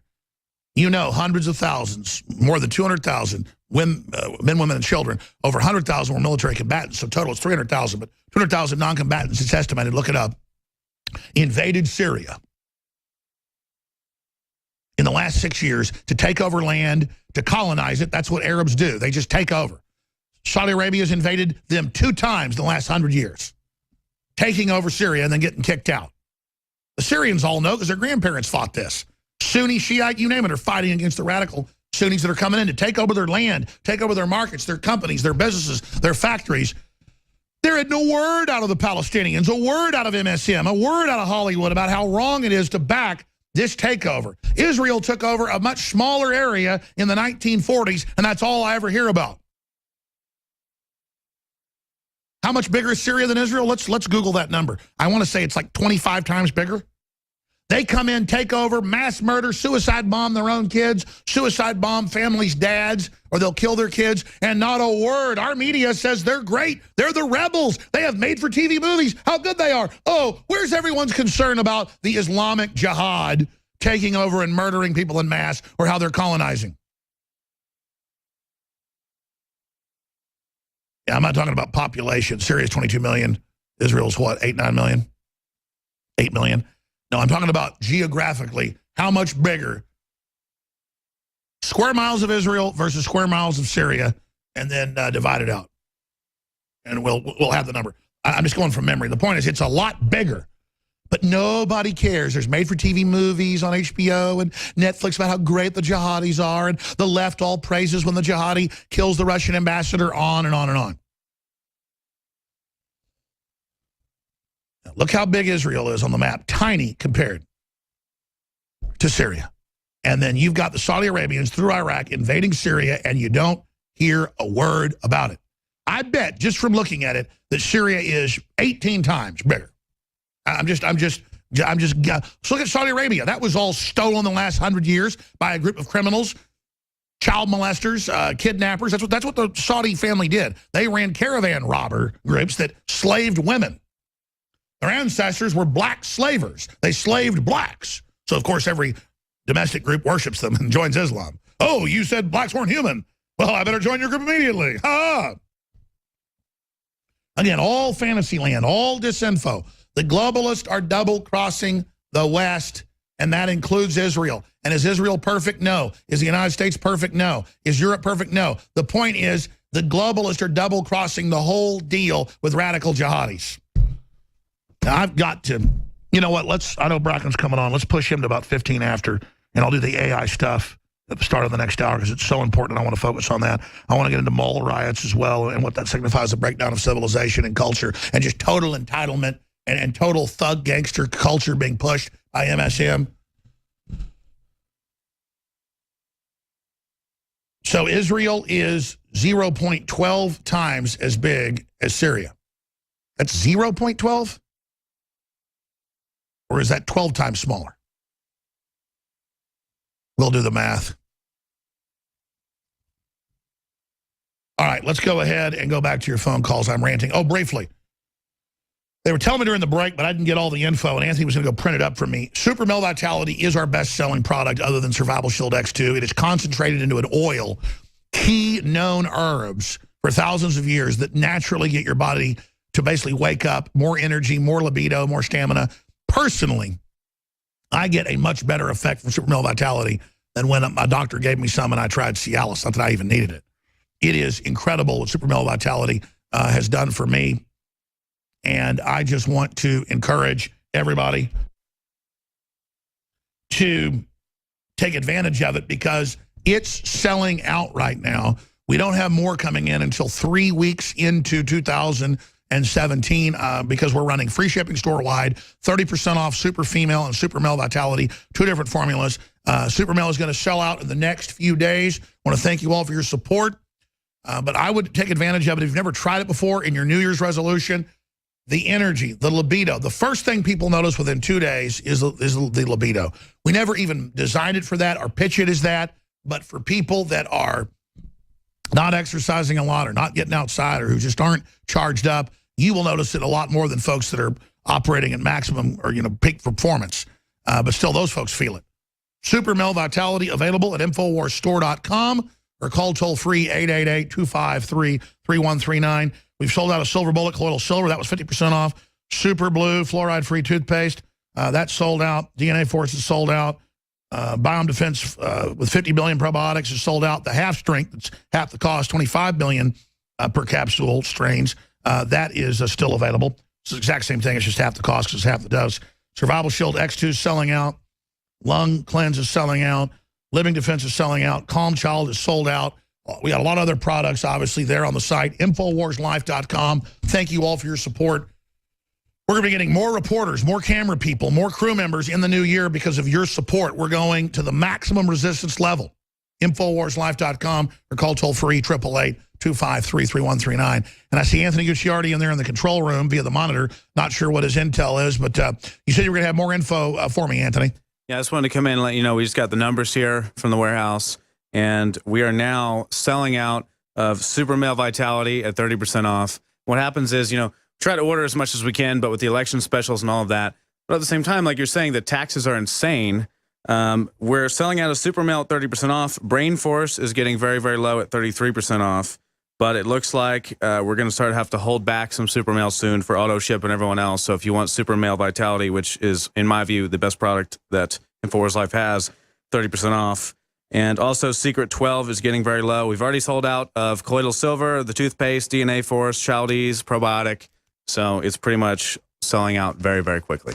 I've never asked you your view on Israel. And we're good friends. Personally, I don't talk about it because I'm sick of hearing about it.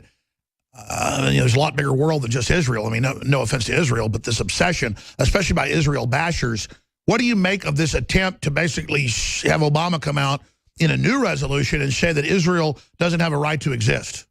It's such an insanely complex issue, obviously. And I'd say the ridiculousness of it is over and over again that we have everything put into like an A or a B choice, right? Like a multiple choice, like it's either A or B, and nobody wants to look at the complexity of the issues. And then you have it kind of like a fighting system where everyone's like, so for some reason, oh, Israel's amazing, it's pro-Israel, everything's so awesome about Israel. And then you have the people that say Israel's the root of all evil and everything's terrible.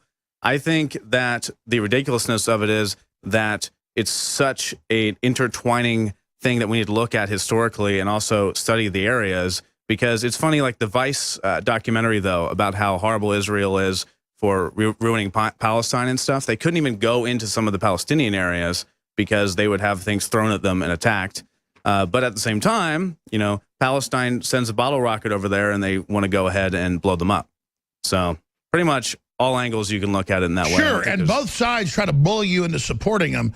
All I'm saying is Israel's not sending their little daughters as suicide bombers. And then people say, oh, it's colonialism. Well, the Jews had a claim to Jerusalem going back 3,000 years. It's not like the U.S. coming and taking the Native Americans' land. Israel is not what you call classical colonialism. And by the way, as soon as we got here, the Native Americans were all trying to get us to attack their neighbors. They were always killing each other. And I'm not bashing Native Americans either. Humans all act the same. All I'm saying is saying Jews are inherently evil is bull. Or saying white people are inherently evil, or black people. It is the heart of racism, and now we've got all these white professors coming out saying, I want to celebrate white genocide. I want to, whites to die this year. Look, you're an effing white male. Look in the mirror, twerp. And, of course, this twerp, again, is a leftist communist Jew who's a white guy who says Israel doesn't have a right to exist, and he wants white people dead. I mean, again, to say Israel's all a bunch of evil people who are right-wingers, look at how most Jews I know are like super left-wing middle cases. So, and I'm not trying to be mean here. It's just a fact. This is a more complex issue. When I say most Jews I know, I mean in the media. And we're going to skip this break so we have more time. You want to comment on that? I totally agree with everything you're saying in terms of it's absolutely absurd because it also ties into the whole victimization of it, right? Like, oh, this is so horrible, so terrible. Let's not focus on the Islamic terror in any capacity. We need to just get rid of Israel, right? So it's all about... And Israel's got between 400 and 600 nukes. They're not going anywhere. Right. And it's this whole thing where we can't talk about Islamic terror or you're racist or you're bad. So let's reframe it somehow now to Israel needs to go away and they're horrible and they're the reason for everything. It's absolutely absurd. But you know what? You know who is the reason, though? Okay, no one talks about Obama funding the Free Syrian Army beheading Christians like you do. Okay, no one talks about that. In Reuters 2008 leaks, Obama's giving them weapons systems. Oh no! I mean, it's cool in the liberal media to do that. Creating ISIS. Oh, it's so sexy, the wonderful rebels. Yeah, but anything to defer away from that. And then Obama sits there like, yes, we have to help them. We have to get rid of Israel. It's a sad, sad thing. What? You funded the groups that started the whole Islamic terror movement in the areas by beheading people in the public square, gave them missile launchers. Absolutely. We don't have 5 million Jewish refugees in Europe murdering people and attacking Christmas events. I mean, that's all I'm saying is stop covering up for the Islamic terror, liberals. Then I'll listen to you about Israel. That's what I'm saying. Yes, and then they go and talk about settlements and about who can live in certain settlements. Settlements? You know, the thing we just discussed about him arming the Free Syrian Army. How about the support of what is now ISIS and then not even admitting that they are ISIS, not even talking about it? Yeah, because you're the progenitor of it. You created it by funding these groups. And I'm going to calls. Here's my final point. You brought up some really central points, Anthony, that I hadn't got to, so I'm glad you popped in. Pop in anytime, please. I'm encouraging the whole crew to do that. We don't have a guest on. Let's just look at it mathematically, logically, okay? Let's just look at it cold-bloodedly. And I'm not saying then make your moral decision off that. I'm saying let's scientifically look at it. Israel has 400 to 600 nukes, global attack submarines with nukes, cruise missiles, ICBMs, medium-range tactical nukes. They've got everything. One of the most advanced militaries in the world, okay? They've got a superpower as their ally, and now that superpower is breaking away saying we're not your ally 24 days after a repudiating election against that government. That same government just passed a law to put the FCC under the control of 16 intelligence agencies, and they say by name they want to ban us. Where's the outcry for our free speech? That's what I'm saying. Again, where is Israel going to go, folks? It's not going anywhere. So why is Obama now, not 2 years from leaving when he could actually try to do something, why is he causing a global crisis and then handing it over to Trump? The same reason George Soros and the Ford Foundation spend tens of billions of dollars the last decade overthrowing the Middle East, overthrowing Ukraine, and trying to cause a civil war here because they're bringing in chaos so they can get control out of the chaos. This is treason. Trump needs to tell Obama, you don't make any more decisions or do anything else geopolitically, violating decades of U.S. policy until you're out of office, jackass, and then you can run around and try to cause a global crisis. This is insane. And everybody needs to repudiate what Obama's doing, because let me tell you something. It's about starting a war in the Middle East. The same climate was before World War I. I want to tell all the trendies something. When you're drafted, fighting tens of millions of screaming Islamists in some future mega war that the globalists engineer, remember when you're in a foxhole that you asked for it. Sorry, Anthony. No, and then you wonder, why did he want a successor like Hillary Clinton, who's funded by Saudi Arabia, right? So... Exactly, yes. And that is why I'm so sick of it. We got communist Chinese, we got Saudi Arabians lobbying to shut down the free press, And all I hear about all day is Israel, Israel, Israel, Israel. Israel runs everything. Israel put me in charge. Israel wipes my butt in the morning. No, Israel doesn't. The leftist Israel lobby is all in my business. But I'm better than them. I want prosperity. I transcend them. And I transcend all the racist New World Order people as well. And the truth is, Israel, again, is a complex issue used as a destabilization device in the Middle East. It's way more complex than that. And again, if the public wants to know what's going on, understand this. Israel's not going anywhere without a giant worldwide nuclear war. So what are you dumbasses doing? Pushing for it and war with Russia. The globalists know they're losing. Their threat is give us world government or we'll start a nuclear war. That's always been their threat. It's how they set up world government. We're being held hostage by nuclear Armageddon, and I am pissed about it. I have 3 children. I don't think it's funny. What is my agenda? I wear it on my sleeve. Anything else, Anthony? No, people should be pissed off. It's just like the BuzzFeed video or whatever it was about how horrible white people are. That's not racist.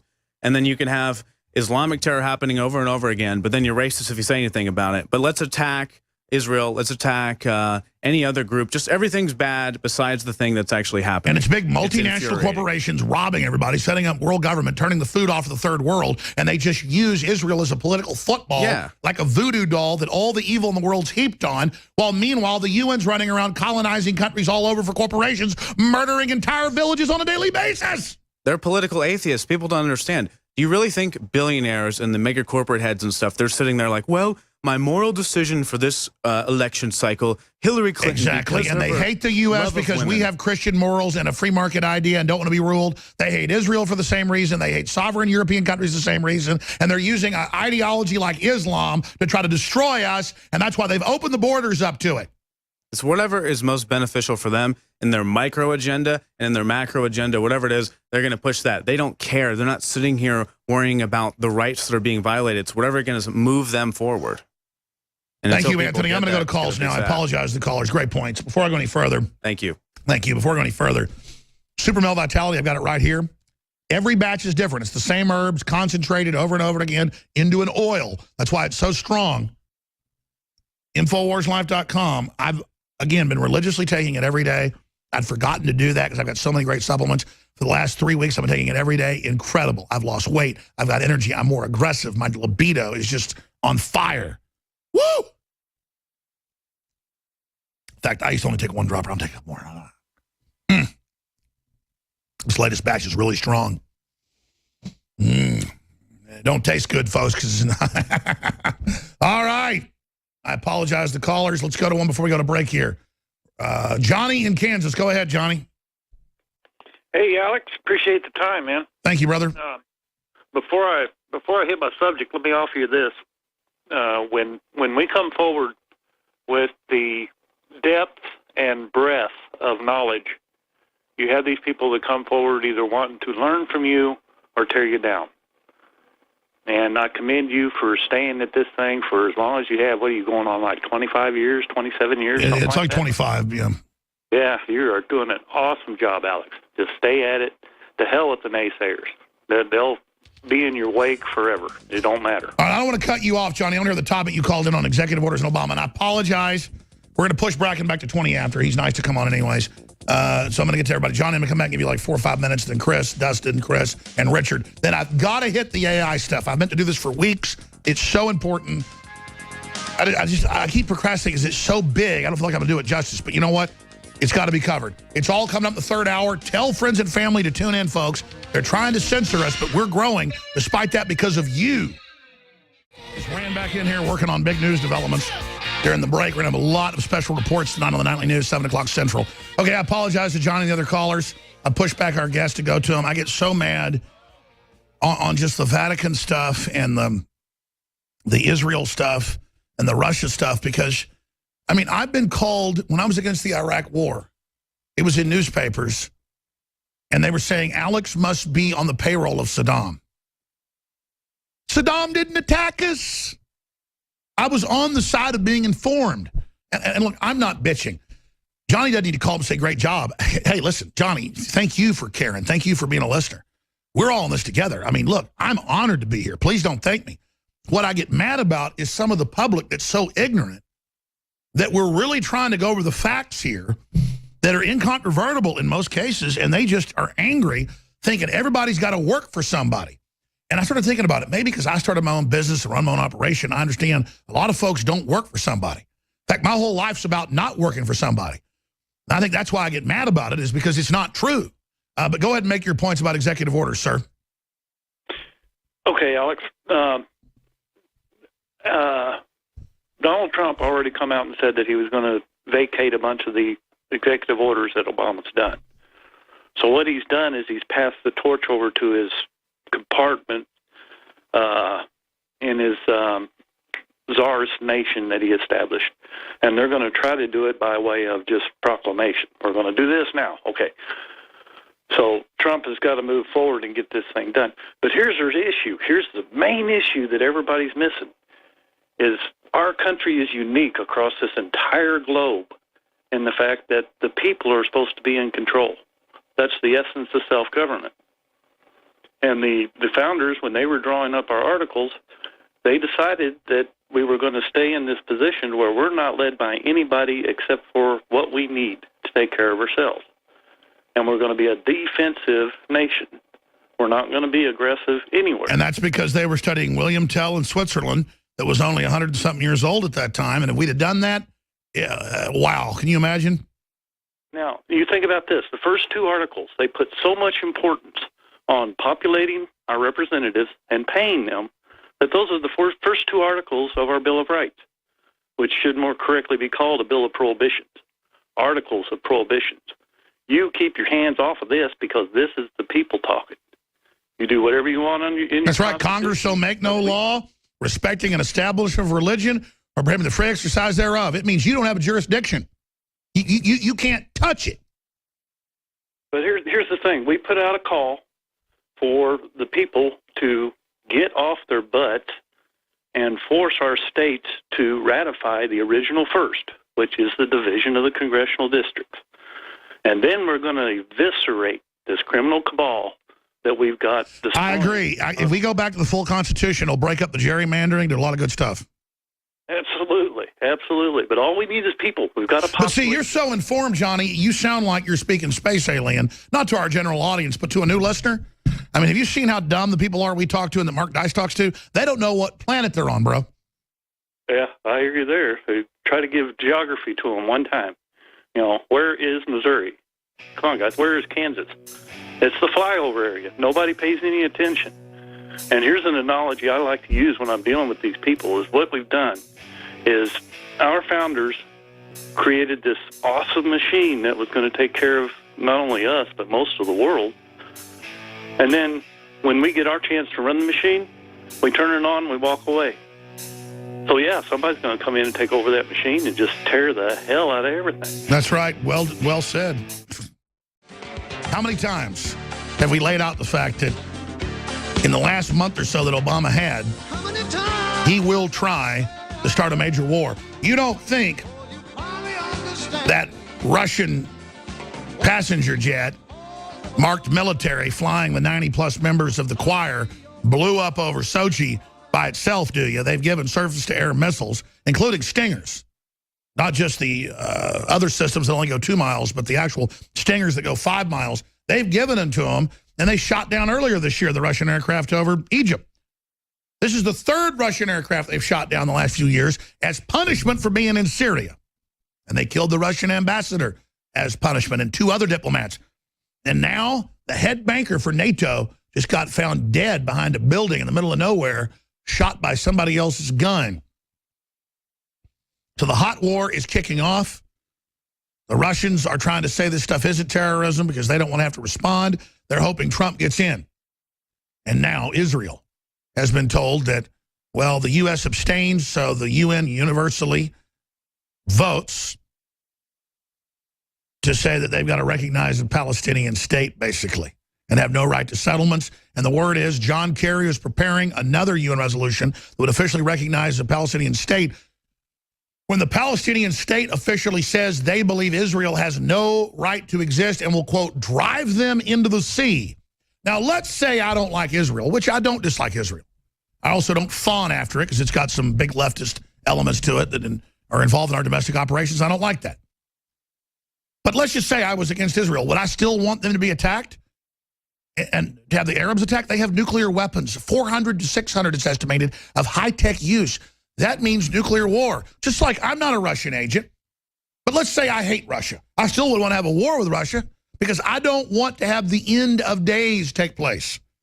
Now, Matt Bracken joins us at the start of the next segment.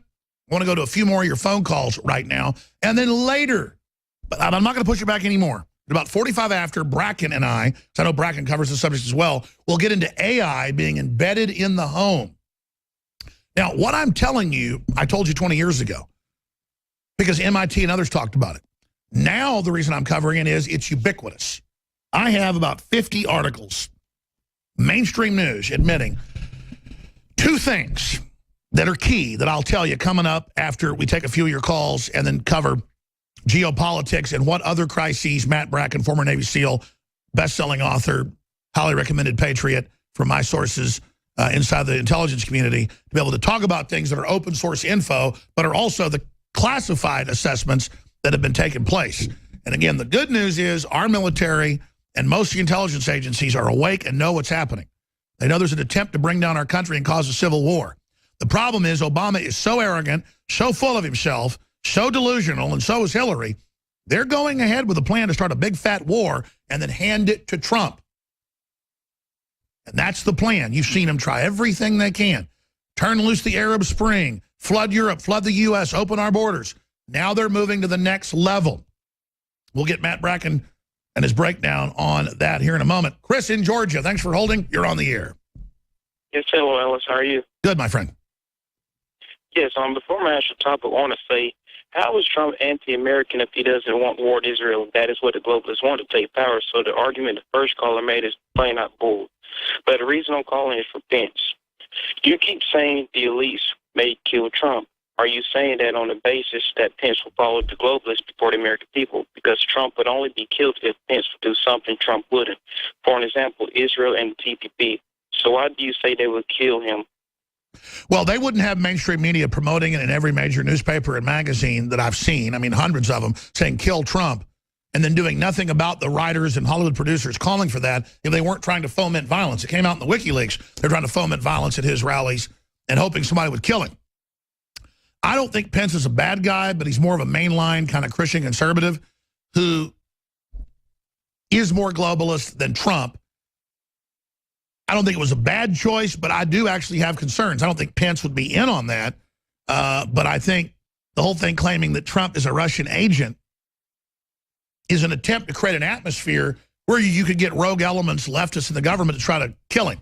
I mean, I think that's something I'm really concerned about. I appreciate your call, Chris. Let's bring Matt Bracken in now to kind of co-host for this segment, taking calls with us, to get his take on what the caller just raised. Matt Bracken? Yeah, it's going to be definitely an interesting short period of time here. I don't think that there's necessarily a conspiracy. I don't think that there's like a secret room in the EU in Brussels where they talk about how they're going to do this.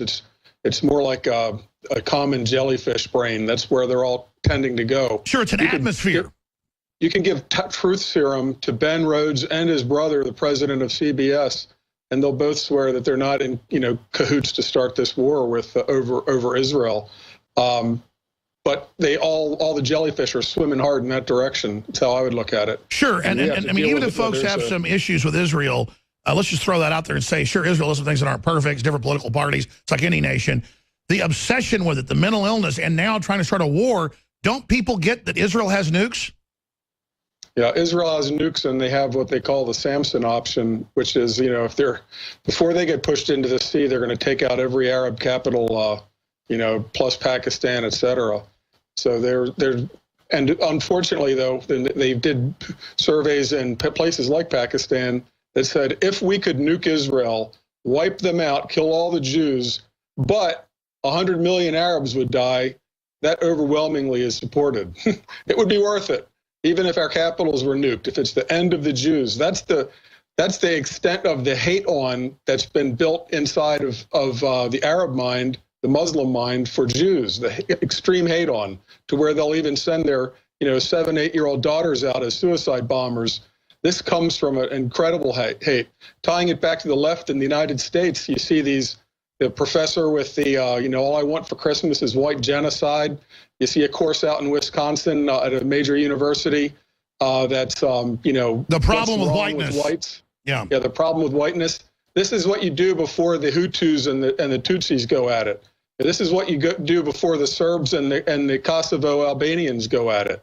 You whip up this hate on. And by the way, let me just stop you because this is so key. In the WikiLeaks are literally hundreds of emails saying our culture control isn't working. We need to go to demographic warfare. That's the top Democrats saying demographic warfare means race war, and they're out there priming it to an insane level. This is just crazy. Then when you just see the lack of social control, when you see what's happened at the malls, and you think this was for fun, it was organized mainly on social media, something cool is going to happen at such and such a time and place. But imagine people with so little control that they'll go to a place where they think there will be fights, looking for excitement. Imagine if the power is out, the water has not run in a week, the food is completely out of the apartment, then what? I mean, look at the lack of social control today on full stomachs with electricity working. Imagine in the dark. So today, I think the next form of warfare, I'm not nearly as worried about ICBMs streaking across the polar ice caps. I mean, that can't be ruled out. But I'm much more worried about cyber attacks that don't come with a return address, that just target our biggest Achilles heel, which is our cities being. And Matt, if you look at the Soros, sure, if you look at the Soros attack plan, they could launch the false flag to destabilize us. They're the ones that want to destabilize us. They're the ones trying to hand Trump a destabilized Middle East. They admit that. Why do you think Obama's doing this right at the end? It's not just about his legacy. This is about handing Trump a crisis. Yeah, not only that, it's about holding on to it. It's analogous to the Billy Bush tape. The network had it a year ago. They waited. It was like having the ace up the sleeve at the poker game back in Tombstone. They waited, and then they dropped the ace at the perfect time with the Billy Bush tape. They thought it still didn't work. Well, this is Obama maximizing his leverage, doing this at a time when it's, just obviously a backstab to the incoming Republicans and to Israel. Like you said, it's a hand grenade with the pin out being tossed to you, a hot potato. But it's crosses a lot. You talk about red lines. This crosses every Israeli's red line. They're now saying, forget about the West Bank, forget about the settlements, put that aside. They're saying East Jerusalem is not, we're trying to get a resolution. It's passed. East Jerusalem is occupied territory. That means the holiest sites in Judaism and Christianity should be under Muslim administration. And anything short of that will be, that will result in boycotts of Israeli products. This is spectacular arrogance, and the majority religion within the religion of Islam, 80%, is Sunni Wahhabist garbage. They have said they want to blow up the holy sites in Jerusalem. Sure, and remember also, this shows the preeminence of Islamic supremacism. This is supposedly their third holiest site after Mecca and Medina. Muhammad never visited.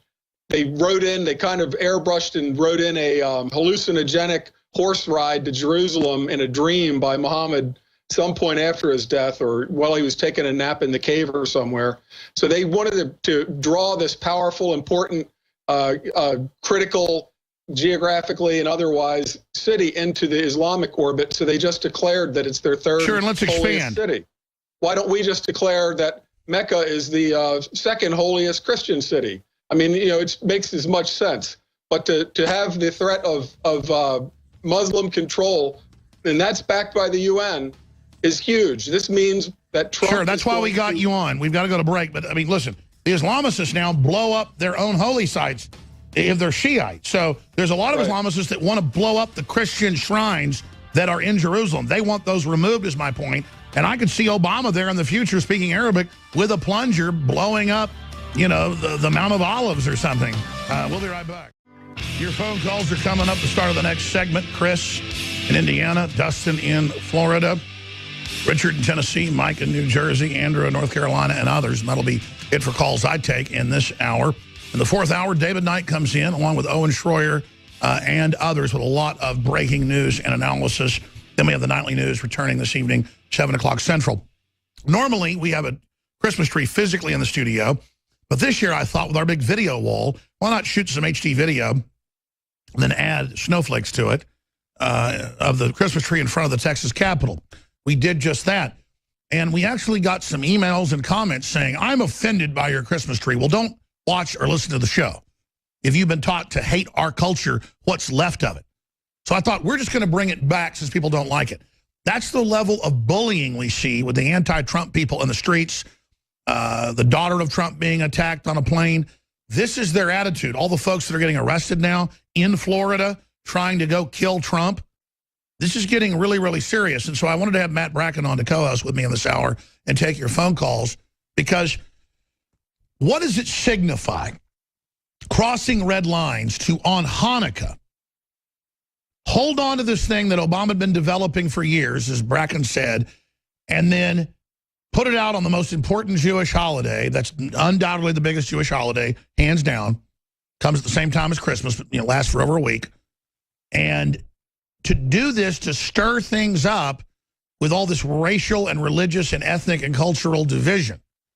And then on top of it, sign a bill that says the Board of Governors of the FCC will now be over all media, not just broadcast, but cable TV, print, internet, naming INFOWARs in the committee hearings, and that they will decide what can be on the air and not, and basically take Cass Sunstein's plan from 8 years ago and start censoring. I mean, it actually says it. Fining us, suing us, blocking us. So Obama is doing all this at the end as if he's not leaving or something, or as if he doesn't think Trump's going to be able to reverse it. And then other people say, and this is my question for Matt Bracken, well, can Trump just appoint a bunch of czars and with executive orders reverse this? Well, Obama's doing it by executive orders, but also by law. And what does it say? That the Republican House and Senate went along with this free speech killing legislation that they call, listen to this, that they call Countering Information Warfare Act. But then it goes on to talk about how the Department of State, with the Secretary of Defense, the Director of National Intelligence, that's all the agencies, and the Broadcast Board of Governors of the FCC to establish a Center for Information Analysis and Response, which will pinpoint sources of disinformation, analyze data, and in true dystopic matter, that's from the bill, now I'm reading off, develop and disseminate fact-based narratives to counter effrontery propaganda. This is a short segment, long coming up. Matt Bracken, what do you make of all this red line crossing? Doesn't this signify they're getting ready to exponentially do something more? Because this is already a 10 on a 10 on the Richter scale. Well, when I read about the FCC stuff, I think, thank God that Trump was elected. It's like sinking a U-boat when it had 15 torpedoes left. If we hadn't sunk that U-boat, those 15 torpedoes would have done a lot of damage. Now, things like the FCC regulations, I think that they can be put aside by Trump if he wants to. They have. But don't you agree we should be hearing that then? I'm not sure what Trump's priorities are right now in terms of dealing with, the bigger issues like Jerusalem and, the UN thing. I mean, the next big moves, next macro moves on the chessboard are pretty easy to suss out. This is a very brilliant move by the enemy, including our president, Obama. It's a very brilliant move because you've already got the Russians, the Chinese, and the Iranian blocs hostile or against us. Even though we might work here. So they've already got the Middle East turned up to explode. Now they're going to enter. But now you've just split the West. Now it's going to be America plus Israel, Trump and Netanyahu, versus countries like Spain and New Zealand. So you've just split the alliance because we're going to have to do counter punishments against Spain for what happened on the Security Council, which should have never happened because this was an Obama move. This was an Obama moving the chess piece play. It had nothing to do with. And don't you agree it's a very aggressive, violent move? It's a very aggressive, violent move. It's an existential threat to Israel to say that as of the time that resolution passed, East Jerusalem, which is the Wailing Wall, the original King temples, where Christian sites like Cavalry, all of that's going to be under Muslim control. That's an existential threat. And he just, by doing this, he split the West, putting countries like Spain and New Zealand. I agree. Stay there then. We come back. Before we go to calls, I'm going to give you the floor for like 5 minutes. Matt Bracken, what does that signify the next move will be? As you just said, split the West, plunge the Middle East from being in total chaos into war, tie that into the Russian planes getting shot down, the ambassadors. This looks like the build-up to World War I, but now with nuclear weapons. Stay with us. I've covered a lot of news today, but maybe 25% of what I had to cover. I'm going to shoot an extensive piece or two for the nightly news tonight because this is so important. I kind of feel like I'm letting you down because I'm not getting upset enough about what's happening. You know, it just came out a few months ago, and even the Jerusalem papers picked it up, where George Soros was plotting in WikiLeaks a way to overthrow Israel. There it is. George Soros criticized by pro-Israel groups as conspiracy theorists seize on Open Society Foundation leak. I love how, what newspaper is that? The London Independent makes a joke, calls it conspiracy theorist, when it's in his Open Foundation saying the plan is to overthrow Israel and make it a UN state. With the Pope, who now says open Europe up to Islam. I mean, you see where all this is going. And I'm not against the Catholics, folks. I got a lot of friends that are Catholic. This new Pope is not a Catholic by any real Catholics stretch of the imagination. But you can see the geopolitical systems. You can pull up the WikiLeaks. Just Google George Soros, WikiLeaks, Israel. And you can read where they're talking about how they're going to censor our media, how they're going to end our free press, how they're going to overthrow Israel. And it's just crazy. So I wanted Matt Bracken, before we go to some more phone calls, people like Chris and Dustin who are patiently holding, and get into where this is going, because I don't see how George Soros, who seems to be in charge of most of this, has that much energy at almost 90. And now every time I turn around, he's behind it. Gun control, open borders, anti-Christian stuff. He's a weirdo, Nazi collaborator. He's got Hollywood and the left behind him. A lot of leftist Jews are behind him. And it's just crazy to know that they're actually moving forward with this, starting wars with Russia. I don't want that, so I'm called a Russian agent. I don't want war with Israel. I'm not an Israeli agent, never been to Israel. I'd like to go there sometime. It's very historic. But it's just the level of insanity. What do they think they're going to get out of this? I guess order out of chaos. So your take on that, Matt Bracken, and then what comes next as all these red lines are passed? What if Kerry does come out with this resolution that reportedly Netanyahu's worried about? It's up on InfoWars.com. That completely recognizes Palestine. Well, Palestine says they don't recognize Israel. What does that then trigger? Well, this is going to be a huge crisis. And what's going to happen next is, well, to back up is just a half step. What we have to understand that what's being broadcast in the entire Muslim world right now, especially, of course, to the Palestinians, is that the UN, the legal sanctioned body of the world government, remember, UN's not even a country, so that to them the UN is the big Megillah, has declared that the Israeli occupation of the West Bank and East Jerusalem are crimes, that Israel is an outlaw state. So what we're going to see at the city level and inside of Israel is a massive intifada, where they're going to, for example, start assaulting Jews anywhere near the Dome of the Rock, throwing rocks down at them, all of that, daring them to do anything about it. Then they're going to progress into an intifada stage, throwing rocks at the police in East Jerusalem, saying, get out, you're occupiers. And this will then be taken as a green light for bigger attacks in Europe and the United States. Well, the next thing that happens, though, is that it's going to put the UN versus Trump and Netanyahu, Israel and the U.S. So it's very likely. I mean, even Krauthammer last night said they should turn the UN building into a new Trump Tower and sell condos. You know, they're thinking about either withholding funds, which would be a first step, the 22%, the couple billion a year we pay to the UN, withhold their 22%, and maybe even ask them to close the building in New York at some point.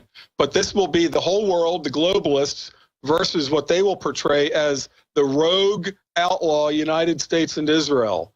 So you've already got like Spain and countries like Spain and New Zealand, you would think would be safely on our side, are going to find themselves on another side of this divide. It's going to be the U.S. plus Israel versus the world, with Trump saying, I'm leaving the UN.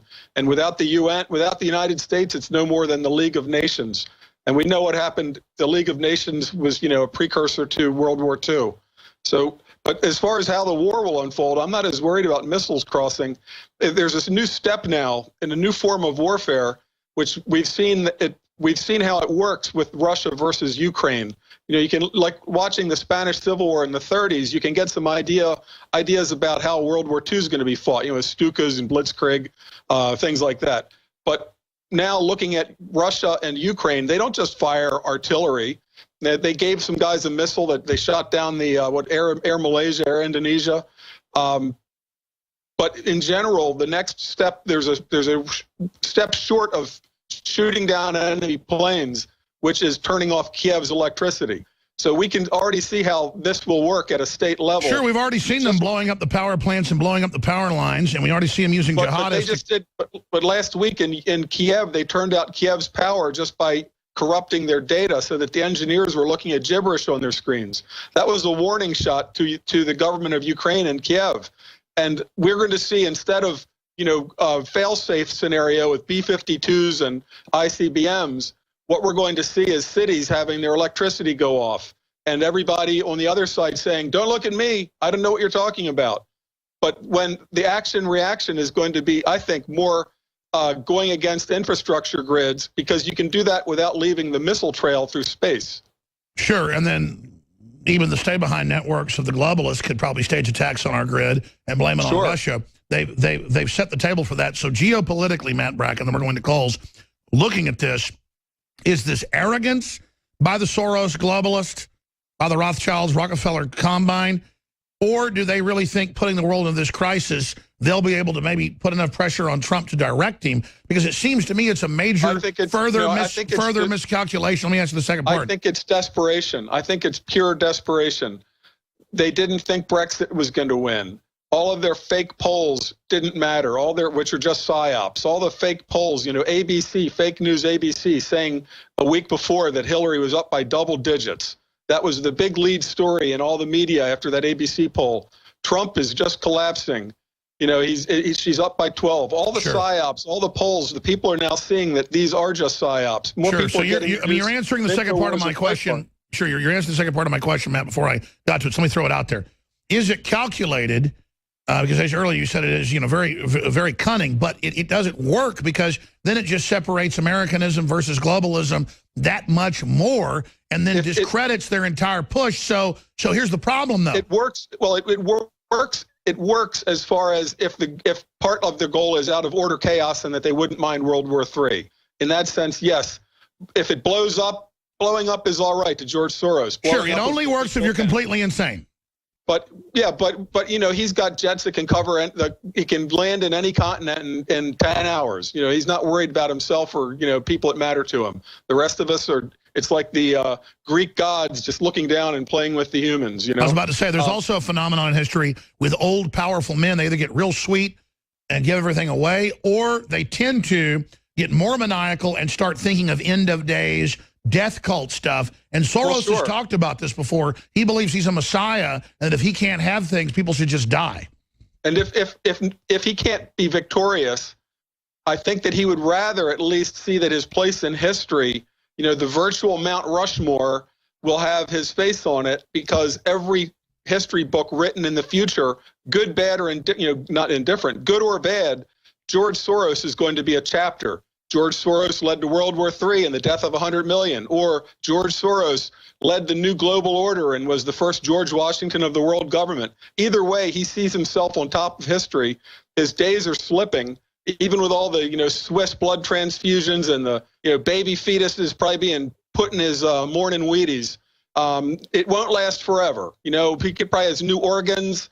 He probably has a lot of things, but his body is going to eventually completely fail, and he'll be gone. They can't stick if he could, he would stick his brain into some 25-year-old's body, but he can't do that yet. The next best thing is to burn it all down, take it all down, either completely victorious, first George Washington. Sure, and that's the psychology. And at this point, George Soros must be stopped. He's done enough. We know he's a criminal. What do you think about the leftists, though? Like you said, all these crazy professors coming out and saying whites are inherently evil, let's kill them when they're white. What do you make of the left in this giant hysterical meltdown, so upset that Donald Trump wants to cut their taxes? I think it shows what a mental patient cult it is. Yeah, brainwashing works is what I take from it. You know, the North Koreans that are like, you know, wailing and sobbing when they hear bad news about the last dear leader dying or whatever, they're not faking it. Brainwashing works. You can even brainwash white people to hate their own background, skin color, culture, everything about themselves. And the only way they can expiate their guilt and shame is to, you know, somehow do whatever you can, like this white professor calling for white genocide. That's the depth and success of brainwashing. Brainwashing really works. And there's nowhere that brainwash is better than our universities. That's right. They take young, scared kids, put them into these group forums, and just bully them into submission. And it's truly, truly sickening. I want to take a few phone calls here with Matt Bracken, and then when we do the next segment, we'll get into some of this whole AI thing that's invading the home, and then I'm going to shoot a special report tonight on it. I've really not been procrastinating. It's such a big issue. I haven't gotten to it yet. Dustin in Florida, you're on the air. Go ahead. Yes, Alex. Well, first off, I want to say Happy New Year's to you and Thank the crew. You too.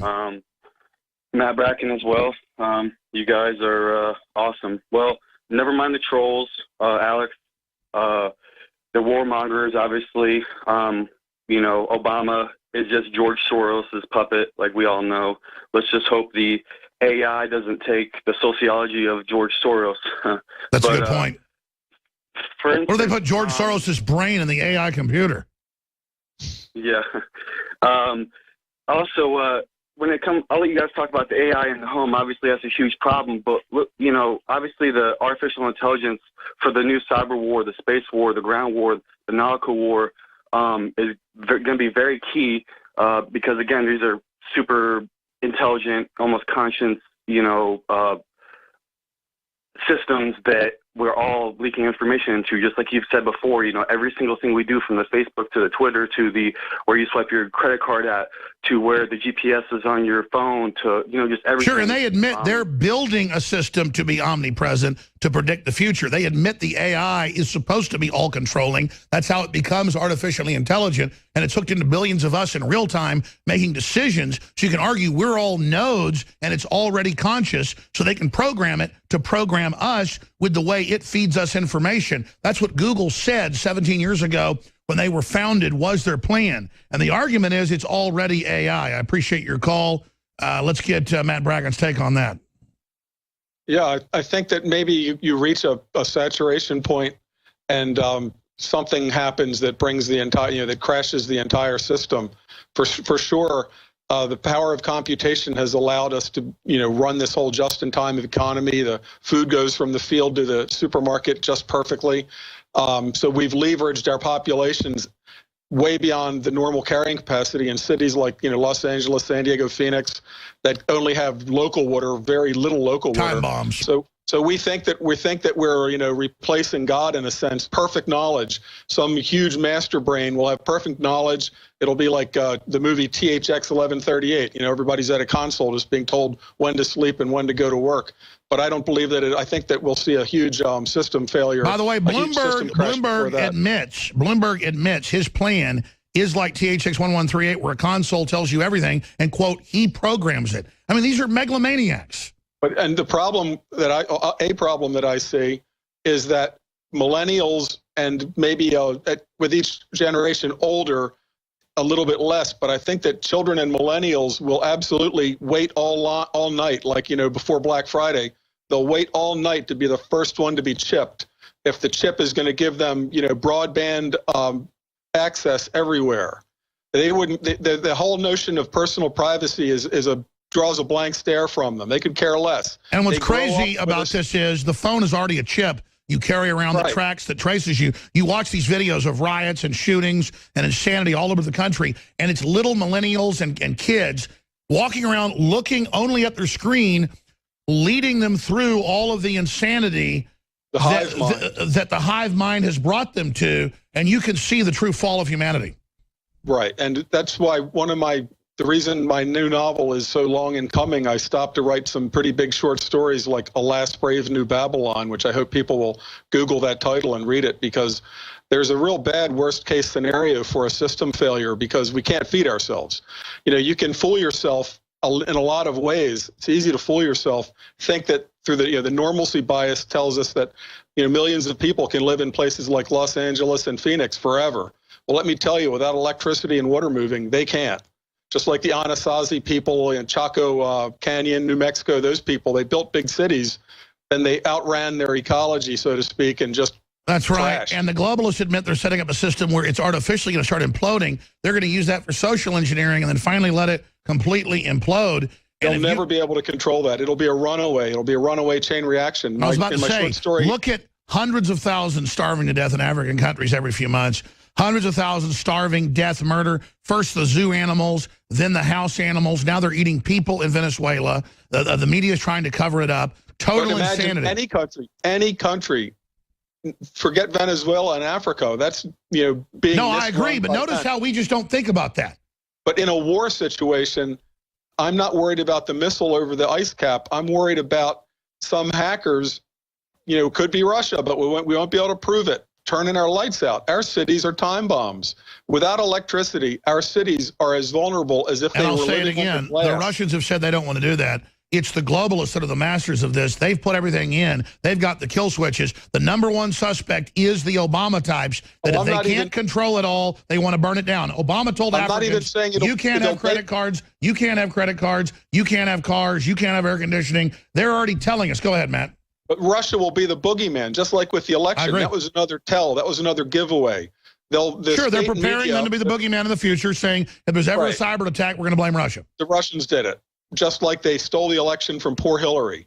So yeah, no matter who it is, it's almost sure that whatever the fingerprints are on the mission will be false fingerprints. That's right. Let's take a call. They used a Cyrillic keyboard. It wasn't the Russians, for sure. But we won't know. We'll be debating years later who killed the power. It's an incredible time, Matt. Matt Bracken is our guest. Matt Bracken, stay right there. Again, is it better for people to visit your website, enemiesforeignanddomestic.com or the Gates of Vienna? .com. I just post some of my short stories are posted on Gates of Vienna. You can look for me there. But my short stories are floating around the internet, also on Western Rifle Shooters Association, which isn't a target practicing club. It's like Western as in civilization. That's right. We're going to be right back. We're going to be right back on the other side and take more of your calls in this segment and the next. I promise I'm going to get to Chris and Richard and Mike and Andrew. And I don't do this thing saying I'll get into AI on purpose and then not get to it. It's just that I keep backing things up because there's so much breaking news as we speak. Briefly, we have free shipping that went through Christmas. I'm extending it into New Year's Day. Free shipping store-wide, and we're trying to sell out of everything because Texas has an inventory tax, a franchise tax. So we're selling out of Super Male Vitality. We sold out of the colloidal silver. We're selling out of a whole bunch of the products. Check them out and support the broadcast. InfoWarsStore.com or call toll-free 888-253-3139. Now, Matt Bracken, again, has been co-hosting with us at the 4th hour. We're not talking over each other. He says he's excited, I'm excited. These are desperate times. We're sitting here historically, and every major political analyst says this is the type of stuff that started World War I, World War II, all the same parallels. But you're also seeing really positive things happen, and you're finding out who's who. I'm not saying Trump's perfect or Israel's perfect or any of this, but Trump is promoting Americanism and sticking with our allies and what we've always done. You turn the Palestine, as they call it, Israel, over to the Palestinians, they'd be killing each other in 5 seconds. It'd be a new civil war. No one in that region will even take them in because of this. No refugees. We're supposed to take refugees. Obama has accelerated refugees being brought in 80+%. That's on InfoWars.com just the last month. And year over year, it's even higher than that. There is a larger plan to bring down the West, and it's very, very sad to see. And it shows the mental illness and really the villainous attitude of the globalist. Let's go to Chris in Indiana. You're on the air. Go ahead, sir. All right, I have 3 quick points, and it's kind of a little report, some ideas I have to bring up, and then I want to ask a prompt question, an important question about the go ahead, brother. Countering. I know folks are used to being screened. You're live on air. Thank you so much. Jesus gave his life for me, so I give my life for him. I love everybody, man. I can't stop loving everybody. Everybody's part of this creation, and we are one. I'm experiencing Trump euphoria over here. I started a new business early November. It was super successful. I made a couple $1,000 bucks. Well, that's fantastic, Chris. Let me ask this in the interest of time. It says restrictions on the press, harder to find the truth. What's your question or comment? That was what I wanted to get down to. That's the critical one. where it comes into everything, all the cookies. Pachinik was right. I mean, all the interviews and what we're all talking about, Pachinik was right on the money every time. I love you. And Bracken, Matt, it's an honor to have you on with us. The NDAA restrictions, the Countering Information Warfare Act, going to make it a lot more difficult for us to bring about. Well, but we need to stop it. I appreciate your call. Thank you so much. I'm glad you're excited. We need to stop it from happening. We need to say you can't restrict the free speech. The FCC under the CIA and the Department of State doesn't have any right to do this. This is a Cass Sunstein plan that got rejected 8 years ago. We have to say no to them, not just make preparations for it to come into play. Like, if I see UN helmets, I'm going to start shooting. Let's stop it from ever getting to that point. And again, as Bracken said, it's kind of like their submarines getting blown up. They're firing torpedoes as we speak. Their subs going under. They already launched the torpedoes. Trump needs to take those torpedoes out. So I'll take his analogy and go one further. They got their torpedoes off. Trump has to address this. We have to make a big deal out of it, Matt. Well, for sure, censorship and control of means of getting new knowledge, that's what it's all about. As we've been talking about since the election, the left can't learn. They're stuck. They're trapped in a lot of their own biases and their own mindset. And so they now think that the key is just get rid of Alex Jones, Rush Limbaugh, Breitbart News, et cetera, go down the list, and get people so that they can only listen to ABC and NBC, New York Times, Washington Post. I think that ship has sailed. Now, Europe, though, like in a lot of subjects, Europe provides the canary in the coal mine. They don't have a First Amendment. And in Germany, you will get, warned, arrested, lose your job for saying things not nearly fined. So again, that's what Cass Sunstein called for. Yeah, so control of knowledge, control of information is key. And it's going to be a battle to see if they can accomplish it or if we would just keep making workarounds. I mean, if we had to go to the point of saying, all right, I won't say communists, I'll just say, our brothers of the left. I mean, they'll have a term of censorship, and we'll have a term that's a euphemism. That's right. Historically, it only makes resistance intensify once censorship takes place. If the spirit of the people strong, it becomes a big game kicking their butt. So the answer is get more involved than ever. We'll be back with the fourth hour. I'll introduce David Knight, but 5 more minutes with Bracken. I just remembered, I was telling the crew to grab the article. CNN had this headline over the weekend. It's incredible. For his Christmas message, Trump speaks in front of Christmas trees and raises his fist. Yeah, we're under such cult control to even show some Germanic Tannenbaum, shows how ignorant you anti-Christians are. We have to raise our fist and say Merry Christmas in defiance. There it is. Trump, raised fist, wishes all a Merry Christmas. How horrible. Matt Bracken's our guest, and I'm going to leave the studio. David Knight is taking over with several of other reporters with big breaking news. So please stay with us in the fourth hour. We'll also continue with calls, but we're taking a few final calls here. Mike in New Jersey, you're on the air. Go ahead. Thanks, guys. McCain is fomenting trouble all over the Eastern republics. You've got him in Latvia, Estonia, calling for a permanent NATO force in Estonia.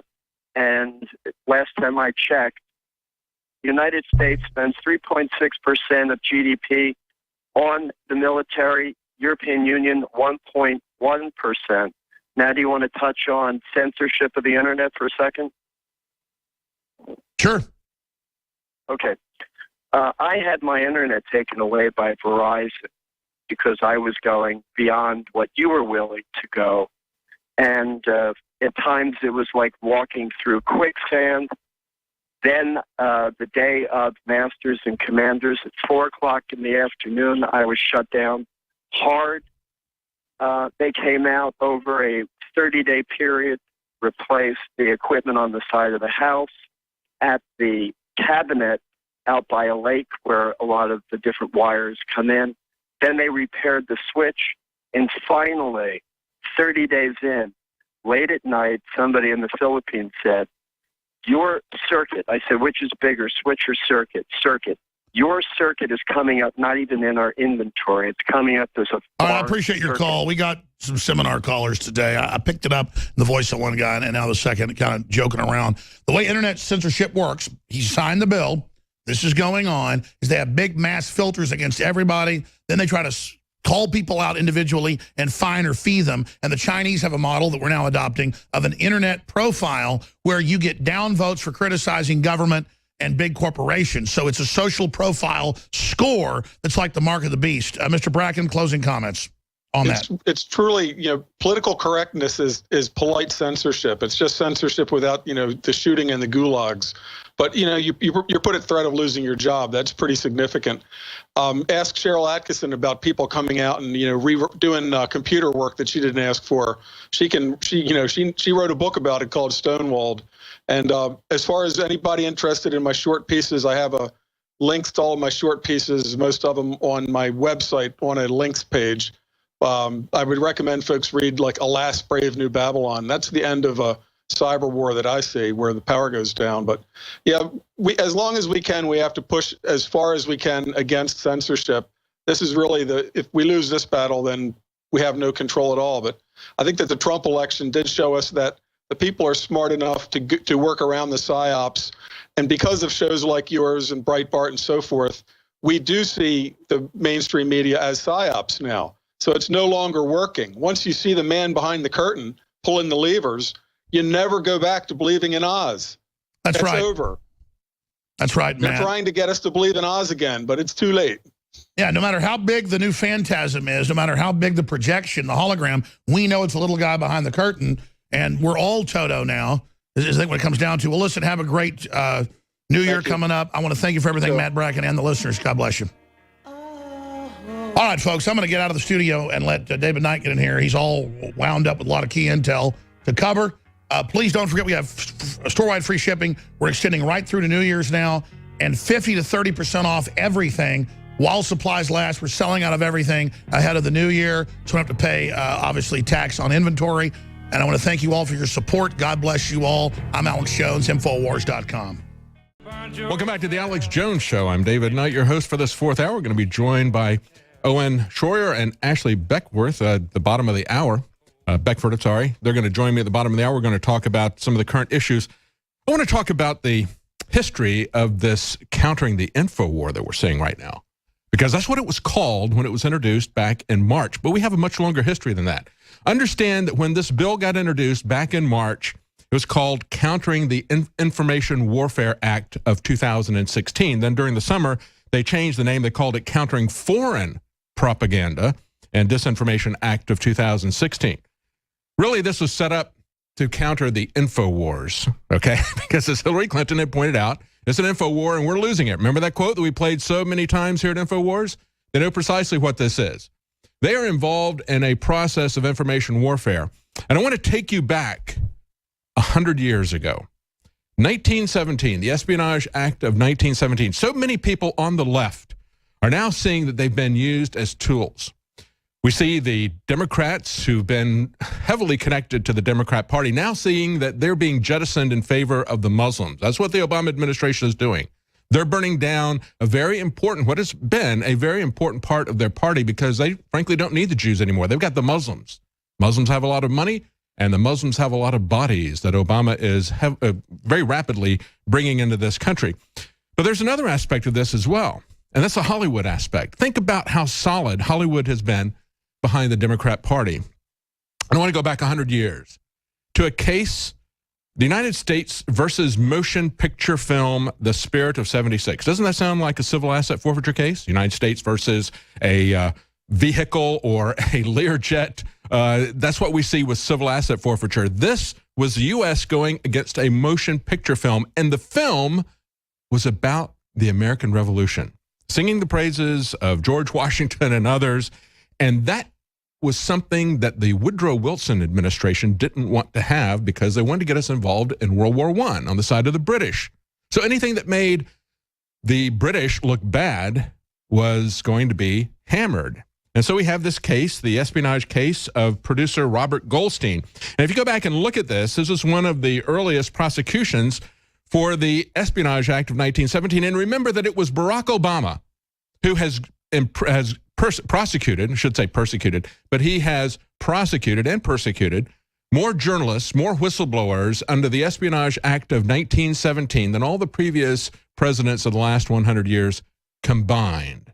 Think about where this is going as we look at this move against free press. Understand, and this is the facts of the case. Let me just lay this out for you because this is very important for you to understand where these people are. And I'm talking to you, people in Hollywood. All of you who think that the Democrats are your friend, who think that the fake news thing is something that, that is a response to this election. It has a very long history.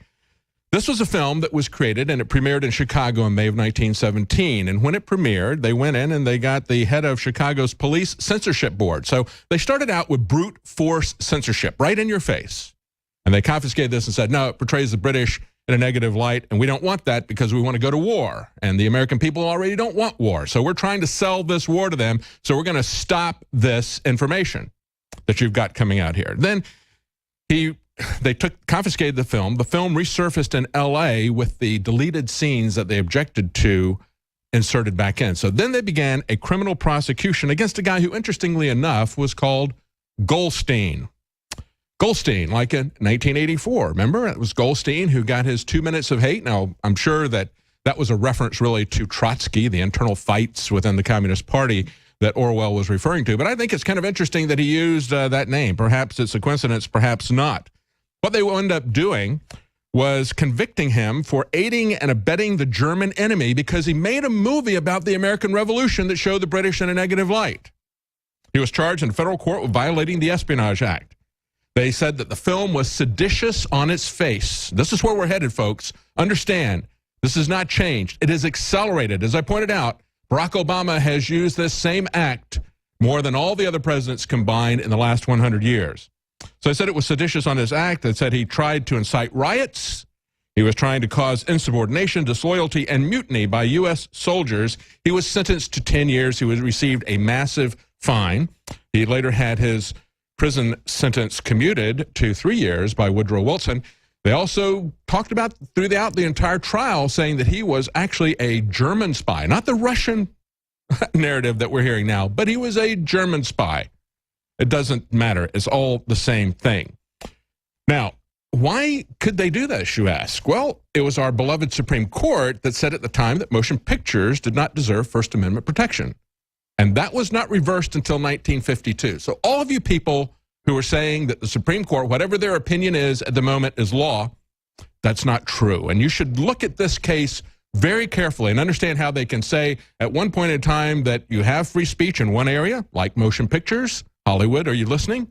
And then at a later date, they can say you don't have it or whatever. They can change at will because these are 9 politically appointed judges who should not be standing over our Constitution. They gave that power to themselves in a Supreme Court decision. And of course, Thomas Jefferson opposed that as well. But then they got more subtle during World War I. Okay, we had Edward Bernays, the father of propaganda, the guy who talked about engineering consent. And they got very subtle about how they were going to do this. They made it a psychological operation. And so the very first psyops of the modern age we had as part of World War I, trying to shape public opinion to get us to support a war. And then after the war, Edward Bernays became the father of modern public relations because propaganda at that point in time had been associated with Goebbels. And many Americans think that it was Goebbels and the Nazis who created propaganda. No, they learned it from Edward Bernays. And then what did he do post-war?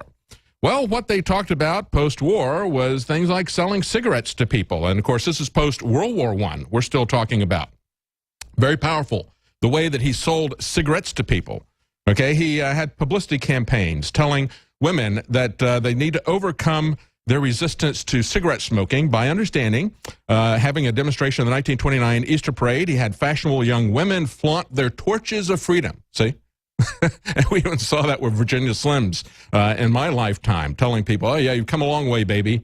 You can get cancer as quickly as the men can. Okay, he promoted Lucky Strikes by convincing women that the forest green hue of the cigarette pack was among the most fashionable of colors. I'm reading from a article here by The Conversation, taking a look at the progress of propaganda into public relations, okay?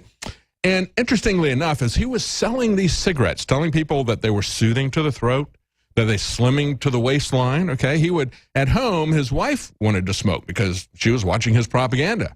And he would grab the cigarettes out of her hand and break them in half and throw them into the toilet. See, he knew that.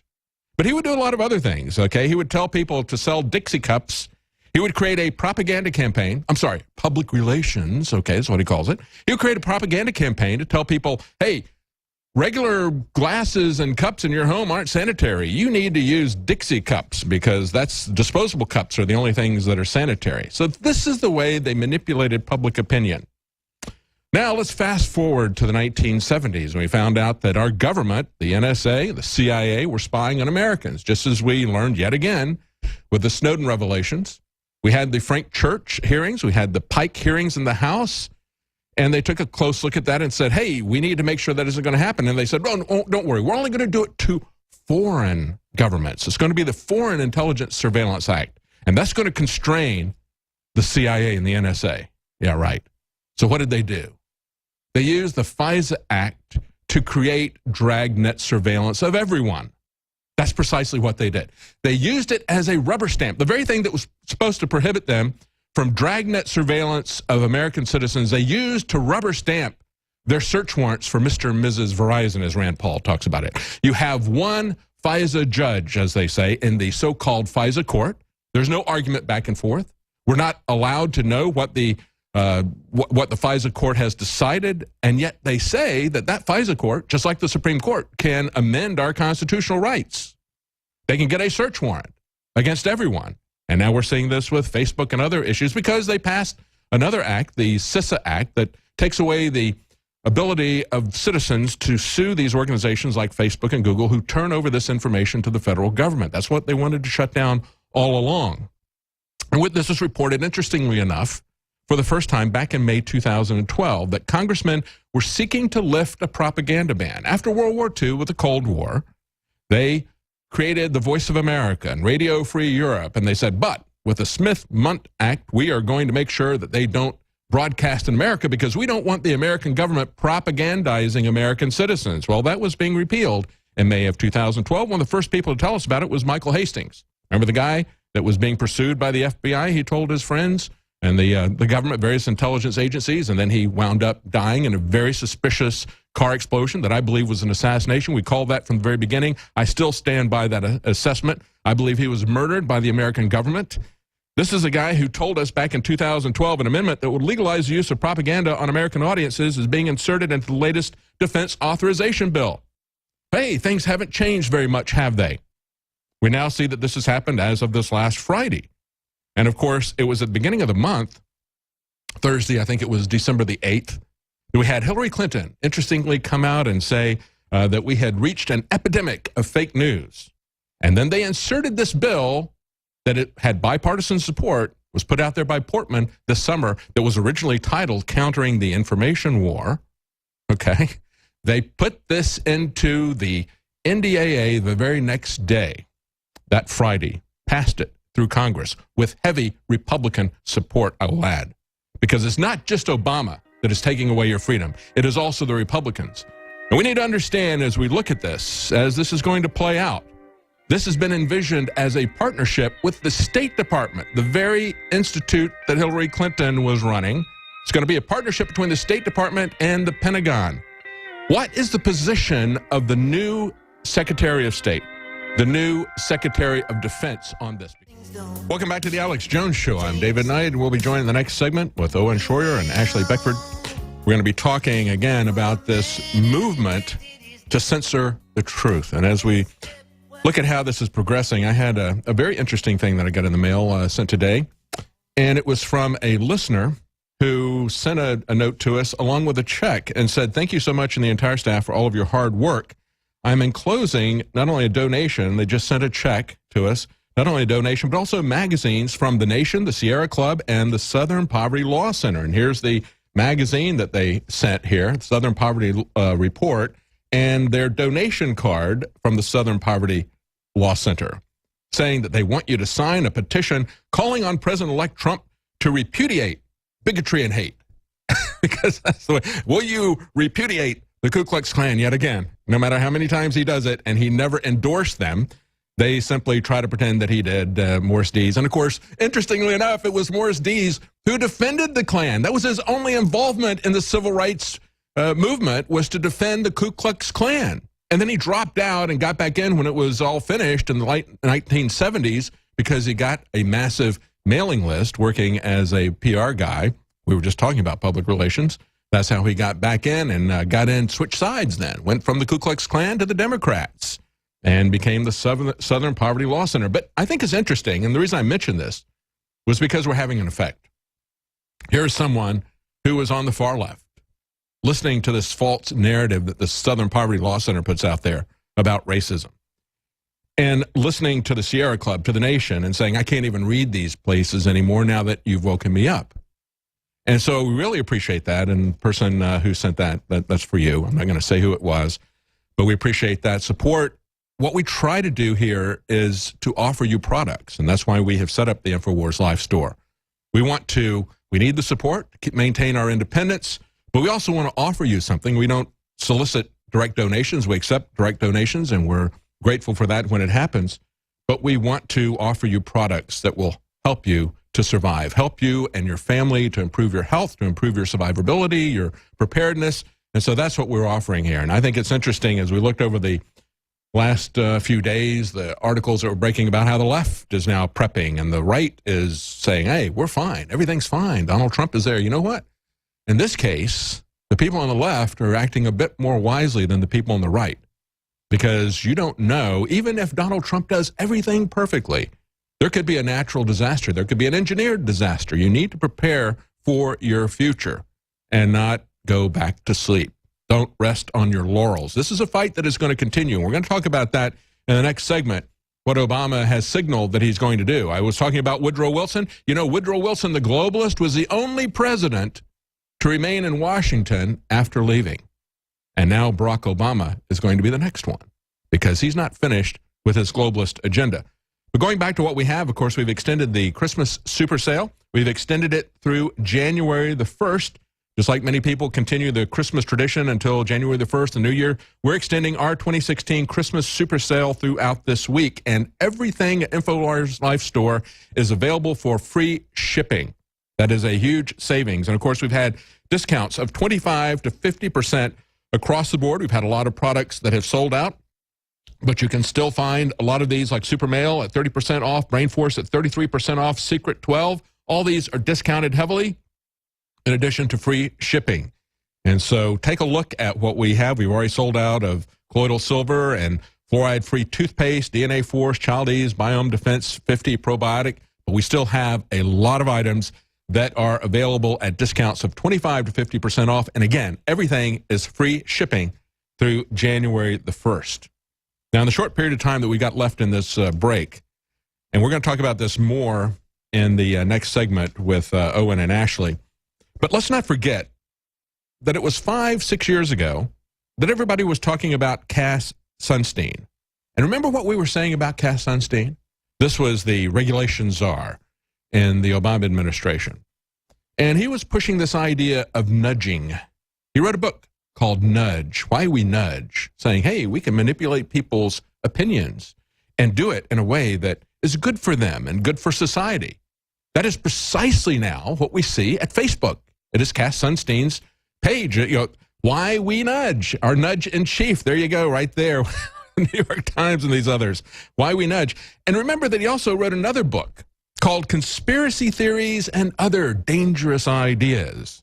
They say that Cass Sunstein, and this is going back to 2014, he said, this is The Atlantic, saying that he had collected 11 of his most controversial articles on subjects as diverse as conspiracy theories, climate change, same-sex marriage, animal rights, new progressivism, and one volume, Conspiracy Theories and Other Dangerous Ideas. He favors soft government interventions like warnings and default rules over outright bans on dangerous behavior. See, rather than having the overt censorship, they're going to come at you with a nudge. It's going to be a pretty hard nudge. Stay with us. We'll be right back. Welcome back to the Alex Jones Show. I'm David Knight, and joining me now are Owen Schroyer and Ashley Beckford. And as you just heard, to make America great again, we have to make America free again. They're continually telling us that we can become safer if we give up our freedom. And that is never going to happen. As I've said many times, to the extent that you give up your freedom, you become a slave to that degree. Slaves are never safe. Slaves are never secure.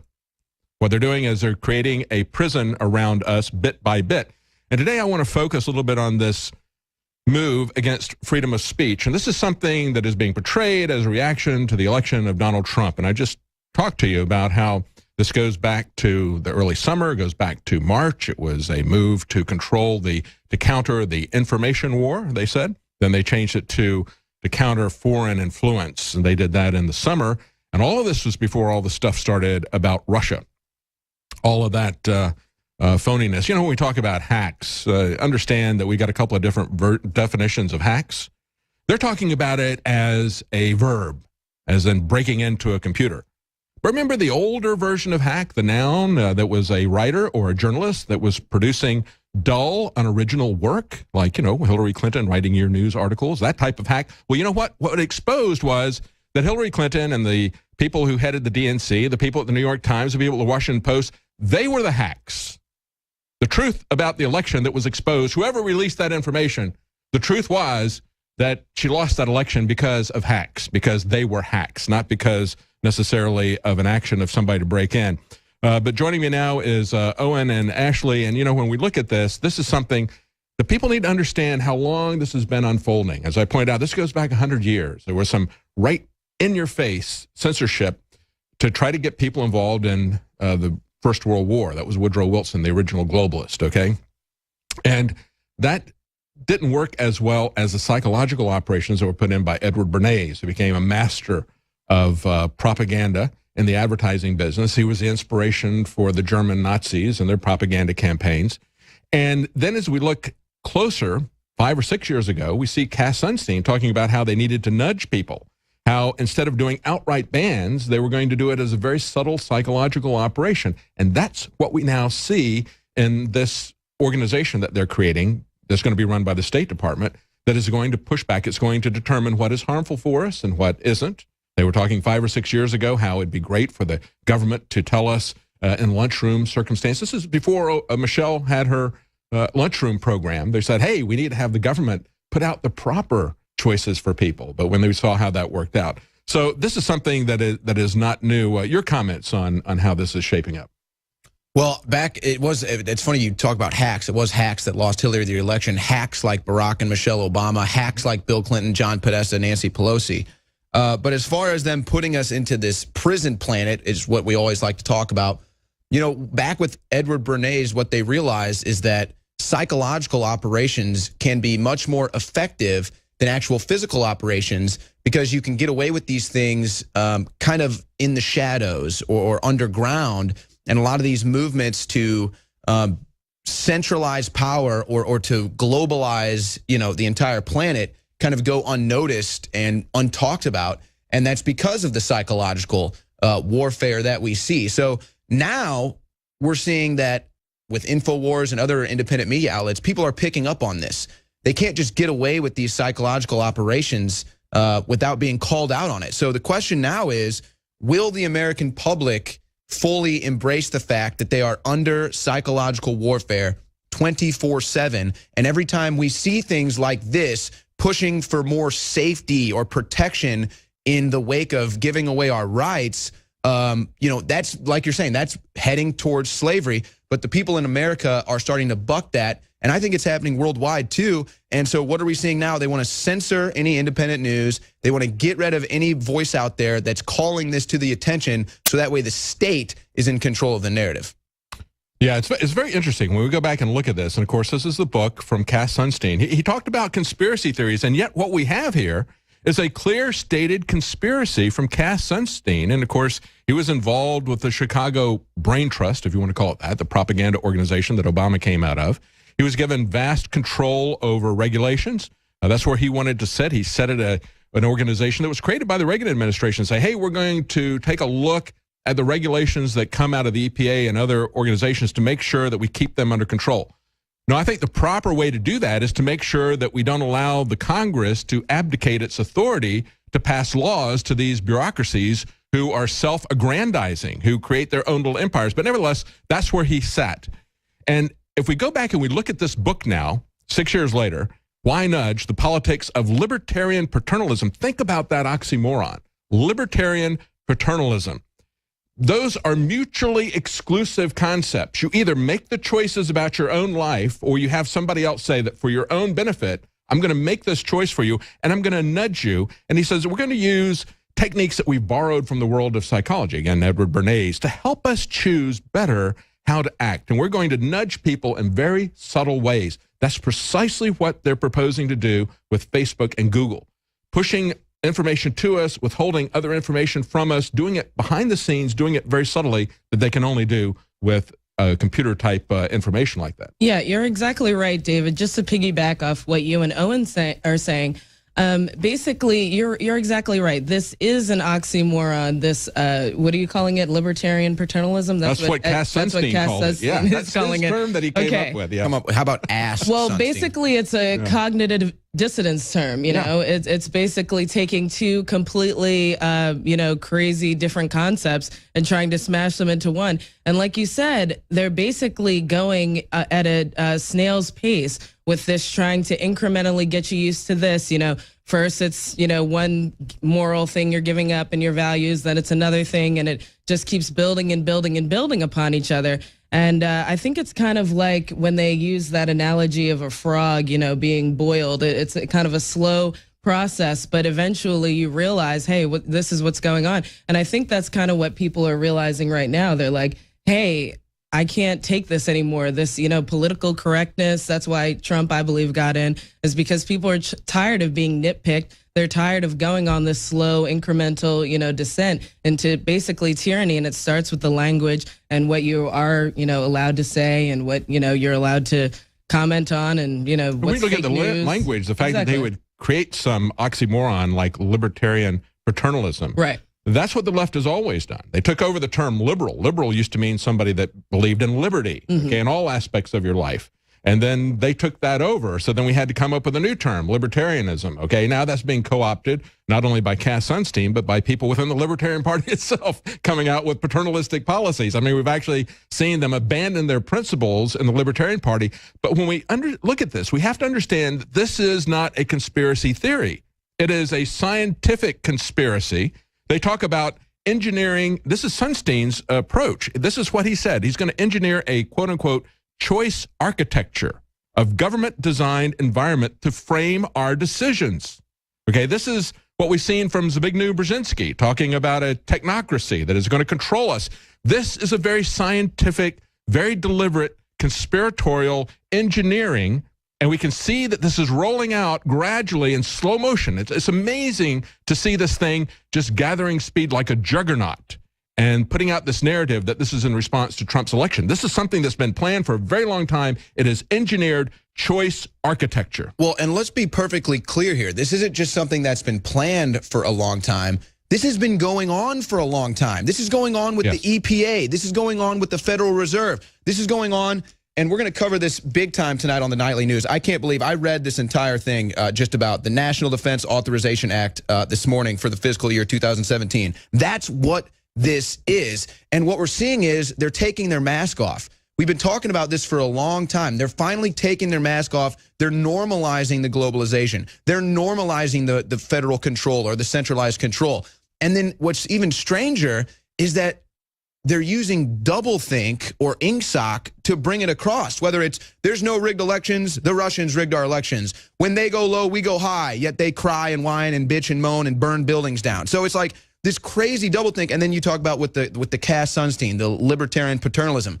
It's this weird attack of doublethink, totally confuse the public so that they have no idea what's going on. And then in the midst of all this confusion, all this distraction, bring in the actual arms of the technocracy to do exactly what Cass Sunstein is talking about, except it's not nudging us. They've already nudged us. Now they're putting the nails in the coffin, David. Yeah, the nudge is simply to say, you're not going to see it coming. Okay, it's right. Like somebody, coming up behind you and, hitting you so hard in the back it knocks you to the ground. Okay, that's their kind of nudge. You just don't see it coming. Okay, it isn't going to be in your face like it was with the motion picture director that they did 100 years ago. And that's why the people on the left need to understand this. I look at what's happened in the past, what is going to happen in the future. The people who should be working the hardest to preserve freedom of speech are the people in the motion picture industry, the people in journalism, and yet they, because they're part of the establishment, they think they're going to be okay with this. They're the ones who are working to forward this scientific technocracy that is going to engineer our decisions. Exactly, David. That's what I find actually most disturbing, is because the press is supposed to be the bastion of liberty. It's supposed to be able to help people, you know, make decisions on their lives. And they're basically lying. We just popped up a Financial Times article, and they said some loss of liberty is a small price. So there you go. He's saying, Cass Sunstein is saying, go ahead and trade your liberty for some fake security in the New World Order, in the global government, global religion.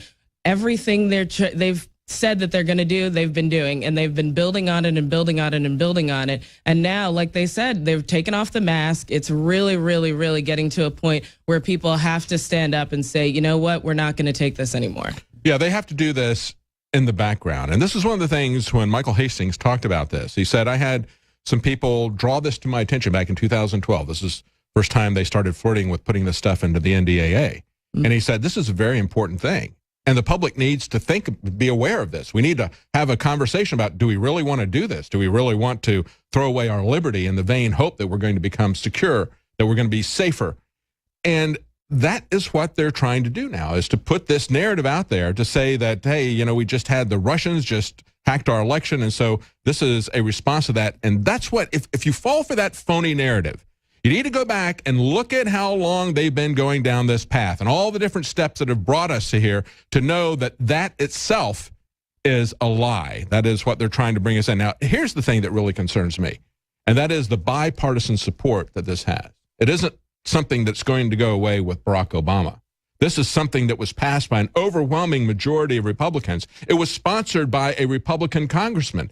And so this is not a left-right issue. This is not a Democrat-Republican issue. This is a freedom versus slavery issue, and we need to come together on this, and we need to understand how they're trying to steal this from us. I look at the appointments that Donald Trump has made. He's appointed Scott Pruitt as he'd been the Oklahoma Attorney General. He had been fighting the EPA on their abuse of regulation, so he brought him in as head of the EPA to fight that kind of abuse. He also brought in Rick Perry, who said he wanted to eliminate the Department of Energy because they were doing a lot of things that were totally unnecessary and counterproductive. And so we see this type of opposition. Same thing with Tom Price to oppose Obamacare. What I'm concerned about, and I don't know, and I hope somebody asks in the confirmation hearings, what's the position of Secretary of State proposed Tillerman to this type of propaganda organization that's going to be run out of the State Department? They are funding it to the tune of $80 million a year. What is his position on that? What is the Secretary of Defense, Mattis? They're supposed to work together. Secretary of Defense and Secretary of State are supposed to work together to propagandize Americans. Do you support that? That should be asked by somebody who is a libertarian. If there are any libertarians left in Congress, they ought to ask them that question, because I'm very concerned about that. I don't know if this is on Donald Trump's radar right now or not. I think he is open to these ideas. I think he listens. He doesn't just take whatever the Washington establishment gives him. He's going to consider what the CIA is telling him, plus what he sees with his own ears. He needs to be very aware of how they are taking this thing to do an end run on the First Amendment, and also to shut down any opposition, including him. So he needs to understand the threat that this poses to a Trump administration, as well as a threat that it poses to the American people. And I hope that Donald Trump hears this discussion. I hope this is something that doesn't just pass quietly in the night. Well, this was something that also, you talk about bipartisan, I believe it also passed with a 92-7 vote in favor. Overwhelming. And you've also got the aspect that this is something that Obama signed on Christmas Eve. Right. Christmas Eve? I mean, come on, folks, let's wake up. Why is he signing a bill on Christmas Eve, if not to do it under the cover of night? But I digress. This brings us to an interesting juxtaposition now, David, because with this bill, it even admits, and we're going to get into the nuts and bolts of this, we're going to get into the who's who tonight on the nightly news, but with this bill, it actually requires the president's, he has to cooperate with this. He's one of the major power brokers with this new bill. So my question is, Is Obama going to try to use this bill to power broker in his last month? Is Donald Trump going to be the president when the nuts and bolts are started to screw in to the Republic with this bill? That's the interesting juxtaposition that I'm looking at right now, and we've got a month to figure it out. And, of course, there's the obvious question, do Americans even know that this bill was signed? Right. Well, that's what we're seeing with the NDAA. I'm sorry, let me just say, they always sneak this stuff in at Christmas time. They always fund the NDAA. That's where they put indefinite detention by the military without trial. And that's where they put all of these other goodies that they pack in there at the very last minute, just like they put in the Federal Reserve 103 years ago. They pack this stuff in during the holidays so the American public is not looking at it, and then we come back afterwards and say, look at what they just did to us. And that needs to stop. They need to change the idea that they can pack all of these things that don't really have it. They try to make it look like it's a defense issue by saying we're going to guard against foreign influence in our government and our elections. And so that's why they put it in the NDAA, but we know that that's not what this is about. Exactly. That's exactly right, David. That's what I was going to say, is that this time of year is actually when the American people have to be most vigilant, because we know Obama just did $6 billion of so-called midnight regulations for the EPA. There's so many different things that he's trying to do, so many different regulations and things that he's trying to push through during the holidays. And this is what they're trying to do, to just go ahead and discredit Donald Trump. And like Owen was saying, the nuts and bolts are definitely going to fall off, once he becomes president, and then it'll be something to blame Trump, on, when it was really the Democrats, and Obama fomenting this, collapse. And this is over $500 billion that is going to go into the new NDAA bill of unconstitutional activity. And the one thing that they like to do, this is how they get sly about it. You mentioned this earlier, David. Instead of going with the HR Bill 5181, Countering Foreign Propaganda and Disinformation Act, which they had to rename this year, they had to put the foreign propaganda in there so they could push the whole Russian phonyism. But what they did, instead of having that pass, they just went ahead and just inserted that in the NDAA. So that way people paying attention to this don't think, oh, well, it never passed, it never made it to the president. No, yeah, it did. They snuck it into the NDAA bill. Yeah, what we really need to call that is the Countering INFOWARS Act and all of the rest of the alternative media. David. Stay with us. When we come back, we're going to talk about this professor who wished for a white genocide. That was his Christmas wish. We're also going to talk about how they pushed American history away from the history majors. This is incredible. Stay with us. We'll be right back.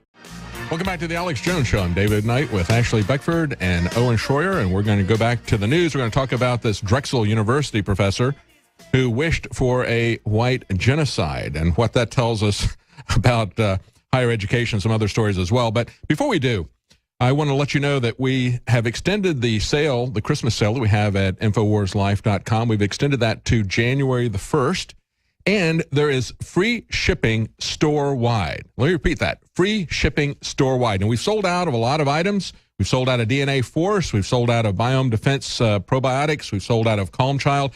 But we still have, although they're selling out quickly, Secret 12, Survival Shield X2, Lung Cleanse, Living Defense, and we have discounts of 25 to 50% off on these items that we still have in stock. And also, as I point out, free shipping. So before these items sell out, take advantage of the massive discounts we have at InfoWars Life, as well as the free shipping. Also, the sold out is the fluoride-free toothpaste that has silver in it, as well as iodine and Silver Bullet, the colloidal silver product that we have. Those will be coming back in stock. These other items were going to be, that I just mentioned, that Secret 12, Survival Shield X2, Lung Cleanse, those we're going to have to start saving the ones that we have left for those who have signed up for auto ship. That's another thing that you can always do to make sure that you are never out of the products that come through here. That is, you can sign up for that. You'll get a 10% discount and guaranteed that you'll always get it at the interval that you choose. So that's an important thing to remember as well. But right now, free shipping on all products at InfoWars Life. We have extended the sales there. We've got discounts from 25 to 50% and free shipping until January the 1st.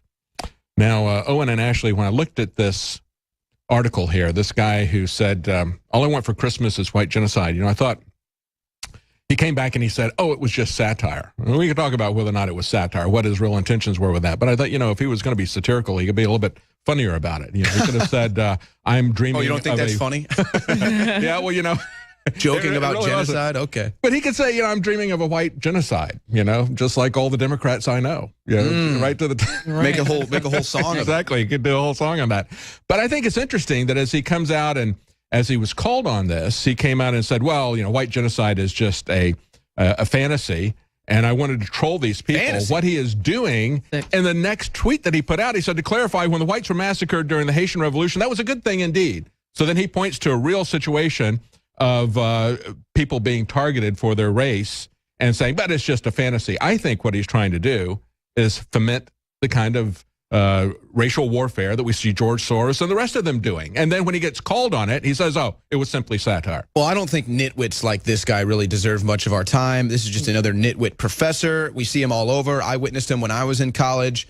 A bigger story to me is, and this is from Infowars.com, George Washington University has eliminated its United States history requirement for history majors in order to attract more students in our globalizing world. And I think it all ties together. If they eliminate American history, if they eliminate students in higher education knowing about our history, well, then they can do anything. They can demonize white people. They can demonize any race. It doesn't matter because nobody knows the truth. Nobody knows how this country was founded. And it's just amazing to me.